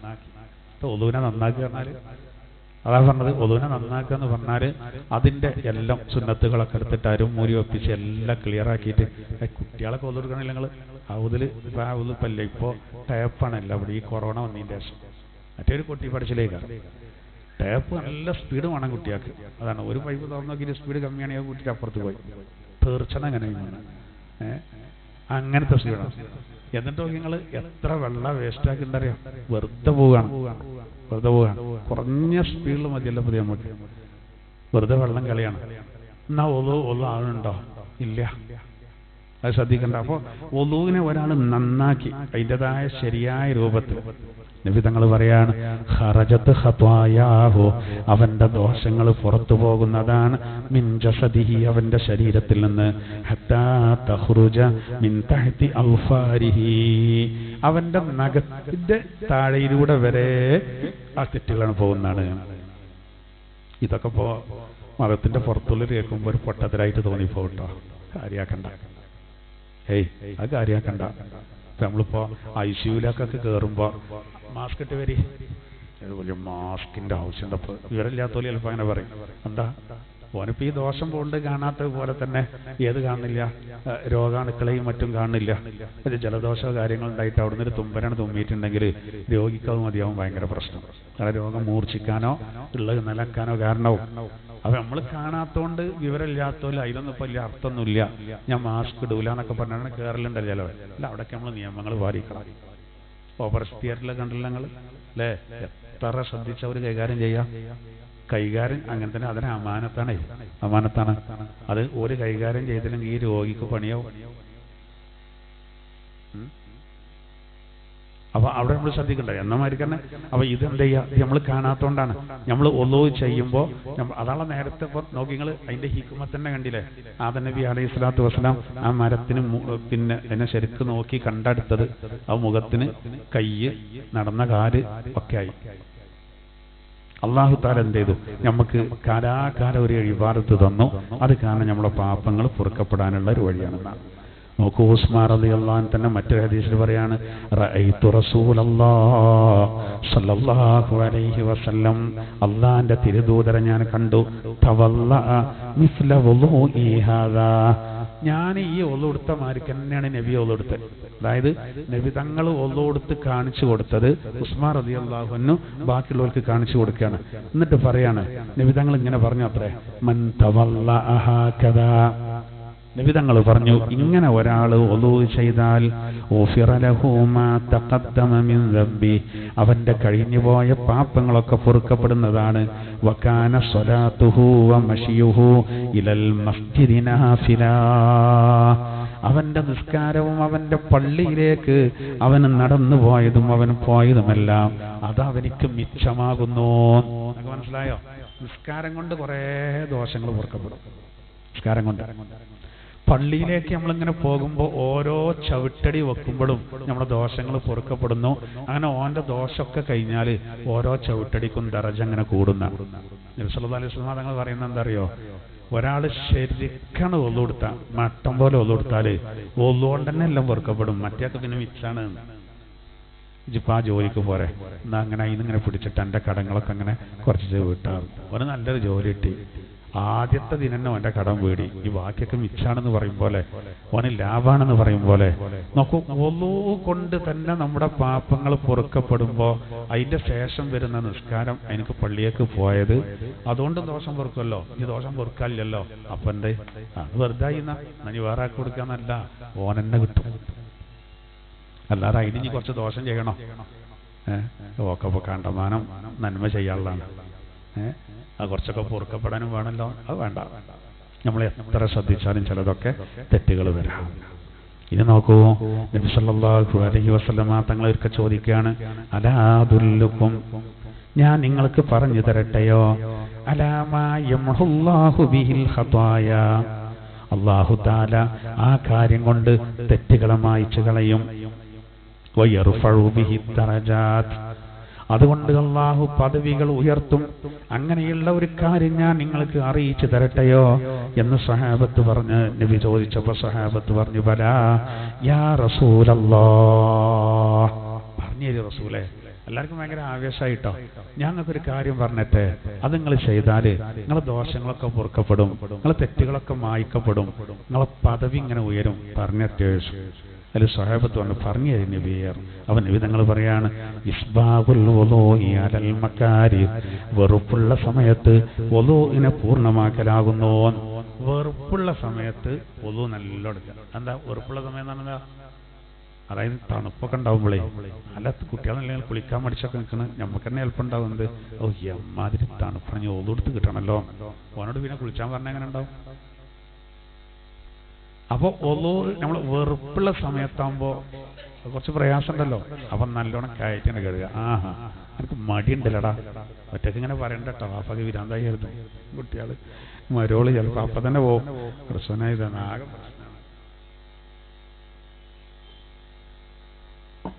ഒറ്റയ്ക്ക് പറയണ്ട. സൂഫികളൊക്കെ അങ്ങനെ പറഞ്ഞ പോലെ ഒളു കൊടുക്കാനും മറ്റൊക്കെ മടി വന്നാൽ ശരീരത്തോട് പറയാം, എനിക്ക് മടിയുണ്ടല്ലേ, കാണിച്ചു തരാം. അവ ഒന്ന് ഉസാറായി കൂട്ടും, ഇടക്കിടക്ക് ഒളു കൊടുക്കും, പുതുക്കാറിന് കണ്ട അങ്ങനെ ചെയ്തിരുന്ന തസൗഫിന്റെ പണ്ഡിതന്മാർ. അവാരിഫുൽ മാരിഫ് എന്ന ഗ്രന്ഥത്തിൽ കാണാം, ചിലർ അങ്ങനെ ശരീരത്തെ എന്ത് ചെയ്യുക, ശരീരത്തോടുള്ള ജിഹാദുള്ള ചെയ്യുക. അപ്പൊ നോക്കൂ, നബി തങ്ങൾ പറയാണ്, ദോഷങ്ങൾ പൊറുക്കപ്പെടാനും പദവികൾ കൂടാനുമുള്ള കാര്യം നിങ്ങൾ എന്ത് ചെയ്യണം? അള്ളാഹിന്റെ തിരുദൂതർ പറയാണ്, ഒന്നാമത്തത് വെറുപ്പുള്ള സമയത്ത് വുളൂഇനെ പൂർണ്ണമാക്കുക. രണ്ടാമത്തത് വകസറത്തുൽ ഖുത്വാ ഇലൽ മസാജിദ്, പള്ളികളിലേക്ക് ചവിട്ടടിയെ അധികരിപ്പിക്കുക. അതുകൊണ്ടാണ് നബി തങ്ങളെ കാലത്തൊക്കെ ഒട്ടകവും കാര്യങ്ങളൊക്കെ ഉണ്ടെങ്കിൽ എന്ത് ചെയ്യും, പിന്നെ നടക്കാൻ നോക്കും. പോണ്ടൊരു വൈക്കുമ്പോൾ പേരിന്റെ വേറെ വൈക്കും, രണ്ട് വഴി ഉണ്ടെങ്കിൽ ആരാന്റെ മതിലെടുത്ത് ചാടരുത്. ആ ക്ലാസ് കേൾക്കണ്ടെങ്കിൽ പറഞ്ഞാലേ പുറം പോളി, ഇങ്ങനത്തെ ക്ലാസ് കേൾക്കാനല്ലേ അറിയും. പറ്റുന്നുണ്ടെങ്കിൽ നമ്മൾ രണ്ട് വഴി ഉണ്ടെങ്കിൽ രണ്ട് വഴിക്ക് കൂടി പോവാണ്. ഇതിന്റെ കാരണം എന്താ വെച്ചാൽ, പിന്നെ വാഹനത്ത് പോയാൽ തീരെ കിട്ടൂല എന്നിട്ട് മനസ്സിലാക്കണ്ട കേട്ടോ. അത് പഠിച്ചാൽ ചവിട്ടടി കണക്കാക്കിക്കോളും. കൂലി എന്തായിരുന്നാലും ഉണ്ടാവും. മാത്രമല്ല ഈ രണ്ട് വഴികളും സാക്ഷിക്കും, അതതിന്റെ പ്രത്യേകത.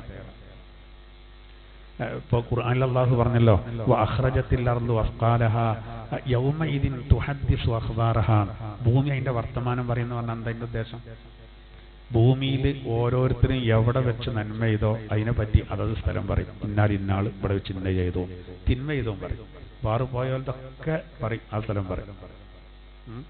ജമാഅത്തിന് വന്നതും പിന്നെ നിസ്കരിച്ചതും ഖുർആൻ ക്ലാസ്സിൽ ഇരുന്നതും ഇപ്പൊ നമ്മൾ തഖ്വ പള്ളിന്റെ ഈ ഏരിയ എത്ര കാലം പറയണ്ടാവും? അങ്ങനെ ആലോചിച്ച് നോക്കിയാൽ നമുക്ക് വേണ്ടി പറയല്ലോ, പറയുന്ന പറയും. അത് ഖുർആൻ നേരെ പറഞ്ഞതാണ്. നബിതങ്ങൾ അതിനെ വിശദീകരിച്ചു. ഭൂമിയുടെ ഏത് ഭാഗത്ത് വെച്ച് ഒരാള് നന്മ ചെയ്തതും അതവിടെ ഭൂമി എന്നത് അതാ ഭൂമി സംസാരിക്കാറിയ, ഭൂമി അതിന്റെ വർത്തമാനം പറയാറുണ്ട്. തിന്മയും പറയും, എല്ലാം പറയും എന്നതുപോലെ. അപ്പോൾ അതിനാണ് നമ്മൾ ഈ ഇപ്പൊ നമ്മൾ എന്തിനാണ് നിസ്കാരം കഴിഞ്ഞാലേ ഇപ്പോൾ ഒരു 2 റക്അത്ത് നിസ്കരിക്കും ഒന്ന് മാറിയിരുന്നു, ഇനി 2 റക്അത്ത് നിസ്കരിക്കും ഒന്നും കൂടി മാറിക്കേണ്ട എന്തിനാണ്? ആ മാറിക്കേണ്ട എന്തിനാന്ന് വെച്ചാൽ ആ സ്ഥലമൊക്കെ നമുക്ക് വേണ്ടി സാക്ഷിയാകാനാണ്, സാക്ഷിയാകാൻ വേണ്ടിയിട്ടാണ്. നമ്മൾ ചിന്തിക്കേണ്ട കാര്യമാണ്.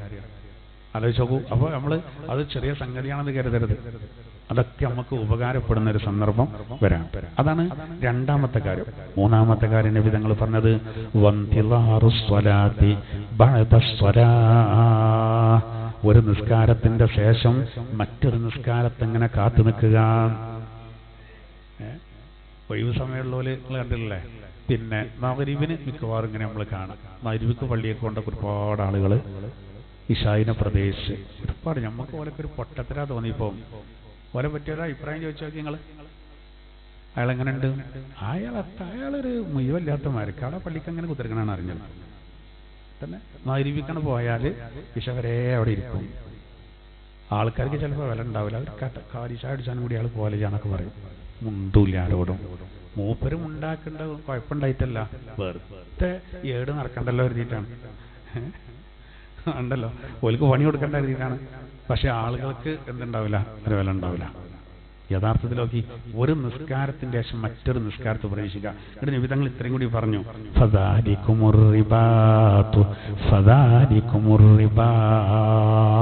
രണ്ടട്ടം പറഞ്ഞു. അതങ്ങനെ പറയാൻ കാരണം എന്നറിയോ? ഈ നിർബന്ധിത ഘട്ടത്തിൽ യുദ്ധത്തിൽ പോകുമ്പോൾ അതിൽ ഏറ്റവും വലിയ ഉത്തരവാദിത്തം കൊടുത്തിൻ്റെ അറിയങ്ങള് ഭയങ്കര ജാഗ്രത, ഉറങ്ങാൻ പാടില്ല, ശ്രദ്ധ പോകാൻ പാടില്ല, ഭയങ്കര ജാഗ്രത കാണിക്കേണ്ട ഒരു ടീം എല്ലാ യുദ്ധത്തിനുണ്ടാവും. ഒരു അങ്ങനത്തെ ആൾക്കാരെ ഈ SPGന്റെ ആൾക്കാരുമായിരിക്കാം. അന്തം വിട്ടിക്കാൻ പറ്റില്ല. പ്രധാനമന്ത്രി കണ്ടില്ല ഞങ്ങൾ ഒരക്കാണല്ലോ, ഭയങ്കര ശ്രദ്ധേകരം എന്നമാർക്ക് ശ്രദ്ധിക്കേണ്ട ഒരു ടീമുണ്ടാവും. ഓര് ശത്രുക്കൾ ഏത് ഭാഗത്തിലൂടെ വരുന്ന ഓരോ നീക്കങ്ങളും കാര്യങ്ങളൊക്കെ നോക്കാൻ. ചിലപ്പോൾ നമുക്ക് അറിയില്ല, നമ്മളെ കൂട്ടത്തിലുള്ള ചില അറിയാൻ കഴിയൂല. ഓരൊക്കെ മുഖഭാവം മറ്റൊക്കെ നോക്കിയിട്ട് മനസ്സിലാക്കാൻ അതിൽ നല്ല പിന്നെ നൈപുണ്യമുള്ളവരുണ്ടായിരുന്നു. ഓലെയാണ് ചുമതലപ്പെടുത്തുക. ഓർക്ക് ഭയങ്കര കൂലിയാണ്, ഭയങ്കര കൂലി. ഓലെന്തെങ്കിലും ഓലെ നബി തങ്ങളുടെ ആജ്ഞ കിട്ടാതെ അവിടെ നിന്ന് പോരൂല. എന്ത് നടന്നാലും ഓലെ ഏൽപ്പിച്ച കാര്യം ചെയ്യും. അപ്പൊ അതിന് പിന്നെ ഓർക്ക് ഭയങ്കര കൂലിയാണ് പറഞ്ഞല്ലോ. അതിനാണ് റിബാത്ത് അറിയാം. എന്നാല് ഒരു നിസ്കാരത്തിന്റെ ശേഷം മറ്റൊരു നിസ്കാരത്തിന് ഇങ്ങനെ പ്രതീക്ഷിച്ചിരിക്കുന്നതും റിബാത്താണ് എന്ന് പറയുമ്പോ പടച്ചോനെ, നമുക്കതിപ്പോ യുദ്ധമല്ലല്ലോ, പക്ഷെ അതിന്റെ കൂലിയിട്ടാണ്. ഒരു യുദ്ധത്തിൽ റിബാത്തിന് എത്ര കൂലിയുണ്ട് ആ ടീമിലുള്ളവർക്ക്, അതേ കൂലി കിട്ടും. ശത്രുവിനെങ്ങനെ പ്രതീക്ഷിച്ച് ജാഗ്രതയോടെ നിൽക്കുന്നത് പോലെ ഇശാക്കണം ബാങ്ക് കൊടുത്തിട്ട് നിസ്കരിക്കണം. ഭയങ്കര ജാഗ്രത, താല്പര്യം. എങ്ങനാകരുത്? അത് കൊടുക്കാതെ കഴിഞ്ഞാന്ന് അങ്ങനല്ല കേട്ടോ, രണ്ടർത്ഥത്തിലുണ്ട് ഇപ്പൊ ഈ കാത്തുക്കല്. കഴിഞ്ഞാണ് പോകേന മല്ലാക്കനോട് ആയില്ലേ കൊടുത്തോളി അയക്കണു എന്നൊക്കെ പറയും. ചിലപ്പോ റമദാൻക്കാണ് നമ്മൾ വല്ല കേക്കല് കൊടുത്തോളി അറിയും. നമ്മളിത് ഇങ്ങനെ കൈ പിടിച്ച് നിൽക്കുമ്പോ അങ്ങനെയാണ് കാരക്ക ഈത്തപ്പഴം. അങ്ങനല്ല, ആത്മാർത്ഥമായിട്ട് അതിനൊരു താല്പര്യത്തില്, അതിനാണ് റിബാത്ത് അറിയാം. അപ്പൊ അതില് 3 കാര്യങ്ങൾ പറയുമ്പോൾ ഒന്ന് പള്ളിക്കുള്ള നടത്താണ്, ഒന്ന് ഈ കാത്തിരിപ്പാണ്. ആദ്യം പറഞ്ഞത് വുളൂഇനെന്ത് ചെയ്യാ, പിന്നെ പൂർത്തിയാക്കി ചെയ്യാം. ഇസ്ബാഗുൽ വുളൂ, വെറുപ്പുള്ള സമയത്ത് വുളൂ പൂർണ്ണമായിട്ട് എടുക്കുക എന്നുള്ളതാണ്. ഇങ്ങനെ അത് സംബന്ധമായിട്ട് ധാരാളം ഹദീസുകൾ നമുക്ക് എന്ത് ചെയ്യാം, കാണാൻ സാധിക്കും. ഇനി നമുക്ക് എങ്ങനെയാണ് വുളൂ എടുക്കേണ്ടത്, അതിന്റെ സുന്നത്തുകൾ എന്തൊക്കെയാണ്, പിന്നെ എന്തൊക്കെയാണ് ചെയ്യേണ്ടത്, അത് സംബന്ധമായിട്ട് നമ്മൾ കുറേ കാര്യങ്ങൾ ശ്രദ്ധിക്കേണ്ടതുണ്ട്. അതൊക്കെ ഇൻഷാ അല്ലാഹ് നമുക്ക് പറയാം, അടുത്ത ക്ലാസ്സിൽ പറയാം. അതോടുകൂടെ തന്നെ അതിൻ്റെ മസലകളും പിന്നെ തയമ്മും. ഇനിയിപ്പോൾ ഈ പിന്നെ അർദ്ധഭാഗം വരാൻ പോകേണ്ടത് തയമ്മുവിനെ പറ്റിയാണ്. നമുക്ക് അടുത്ത ക്ലാസ്സിൽ വിശദീകരിക്കാം. അല്ലാഹു സുബ്ഹാനഹു വ തആല നമ്മൾ പറഞ്ഞതും കേട്ടതും സ്വാലിഹായ അമലായി അല്ലാഹു തആല നമ്മിൽ നിന്ന് സ്വീകരിക്കുമാറാവട്ടെ. ബിസ്മില്ലാഹിർ റഹ്മാനിർ റഹീം. അൽ-യൗമ ഉഹില്ല ലക്കുമുത് തയ്യിബാത്ത്. ഇന്ന് നിങ്ങൾക്ക് ഉദാത്തമായതിൽ നിന്നുള്ള ആഹാരം അത് അനുവദിക്കപ്പെട്ടിരിക്കുന്നു. വത്വഅമുൽ ലദീന ഊതുൽ കിതാബ ഹില്ലുൽ ലക്കും. വേദം നൽകപ്പെട്ടവരുടെ ആഹാരം അത് നിങ്ങൾക്ക് അനുവദിക്കപ്പെട്ടിരിക്കുന്നു. വത്വഅമുക്കും ഹില്ലുൽ ലഹും. നിങ്ങളുടെ ആഹാരം അവർക്കും അനുവദിക്കപ്പെട്ടിരിക്കുന്നു. والمحصنات من المؤمنات والمحصنات من الذين أوتوا الكتاب. മുഅ്മിനീങ്ങളിൽ നിന്നുള്ള സ്വതന്ത്രരായ പെണ്ണുങ്ങളും അതേപോലെ തന്നെ അഹ്ലി കിതാബികളിൽ നിന്നുള്ള സ്വതന്ത്രരായ സ്ത്രീകളും നിങ്ങൾക്ക് അനുവദിക്കപ്പെട്ടിരിക്കുന്നു. ഊത്തുൽ കിതാബ മിൻ ഖബ്ലിക്കും, നിങ്ങളെ മുമ്പ് വേദം നൽകപ്പെട്ടവർ അവരിൽ നിന്നുള്ള പെണ്ണുങ്ങളും നിങ്ങൾക്ക് അനുവദിക്കപ്പെട്ടു. എപ്പോ? ഇദാ ആതൈതുമൂഹുന്ന ഉജൂറഹുൻ. അവർക്ക് നിങ്ങൾ മഹർ കൊടുക്കുമ്പോൾ, അവിടെ ഉജൂർ എന്ന മുഹൂർ എന്ന മഹറാണ് ഉദ്ദേശം. മുഹ്സിനീന, എങ്ങനെ? ആ വിവാഹത്തിലൂടെ പാതിവൃത്യം ഉദ്ദേശിക്കുന്നുണ്ട്. അതായത് വിവാഹത്തിലൂടെ പിന്നെ പഴക്കാതെ വിവാഹം കഴിച്ച് പിന്നെ വ്യഭിചാരത്തിലേക്ക് മറ്റൊന്നും പോകാതെ നല്ലൊരു ജീവിതം ഉദ്ദേശിക്കും. ഗൈറ മുസാഫിഹീന, എന്താകരുത്? വ്യഭിചാരം ഒരിക്കലും ഉദ്ദേശിക്കരുത്. വലാ മുത്തഖിദീ അഖ്ദാൻ, വെറും ഒരു പെൺസുഹൃത്ത്, ഒരു കാമുകി എന്നുള്ള രൂപത്തിലും ആകരുത്. വമൻ യക്ഫുർ ബിൽ ഈമാൻ, ഒരാൾ സത്യവിശ്വാസത്തെ നിഷേധിച്ചാൽ, അതായത് മുർത്തദായാൽ, ഫഖദ് ഹബിത അമലു, അവന്റെ അമലുകളെല്ലാം പൊളിഞ്ഞു പോയിരിക്കുന്നു. വഹുവ ഫിൽ ആഖിറതി മിനൽ ഖാസിരീൻ, അവൻ പരലോകത്ത് പരാജിതരുടെ കൂട്ടത്തിലാകുന്നു. യാ അയ്യുഹല്ലദീന ആമനു, സത്യവിശ്വാസികളെ, ഇദാ ഖുംതും ഇലസ്സലാഹ്, നിങ്ങൾ നിസ്കരിക്കാൻ ഉദ്ദേശിച്ചാൽ, ഫഗ്സിലൂ വുജൂഹക്കും, മുഖം കഴുകിക്കോളൂ. വ ഐദിയക്കും ഇലൽ മറാഫിഖ്, മുട്ടുവരെ നിങ്ങൾ കൈകൾ കഴുകിക്കോളൂ. വംസഹൂ ബിറുഊസിക്കും, നിങ്ങൾ നിങ്ങളുടെ തല തടഞ്ഞോളൂ. വ അർജുലക്കും ഇലൽ കഅബൈൻ, ഞെരിയാണി വരെ നിങ്ങൾ എന്ത് ചെയ്തോളൂ? കഴുകുകയും ചെയ്തോളൂ. അവിടെ ഈ വരെ വരെ എന്ന് പറയുമ്പോൾ ഉൾപ്പെടെ എന്നാണെന്നുള്ളത് പ്രത്യേകം മനസ്സിലാക്കണം. ബിസ്മില്ലാഹിർ റഹ്മാനിർ റഹീം. അൽ-യൗമ ഉഹില്ല ലക്കുമുത് തയ്യിബാത്ത് വത്വഅമുൽ ലദീന ഊതുൽ കിതാബ ഹില്ലുൽ ലക്കും വത്വഅമുക്കും ഹില്ലുൽ ലഹും والمحصنات من المؤمنات والمحصنات من الذين أوتوا الكتاب من قبلكم إذا آتيتموهن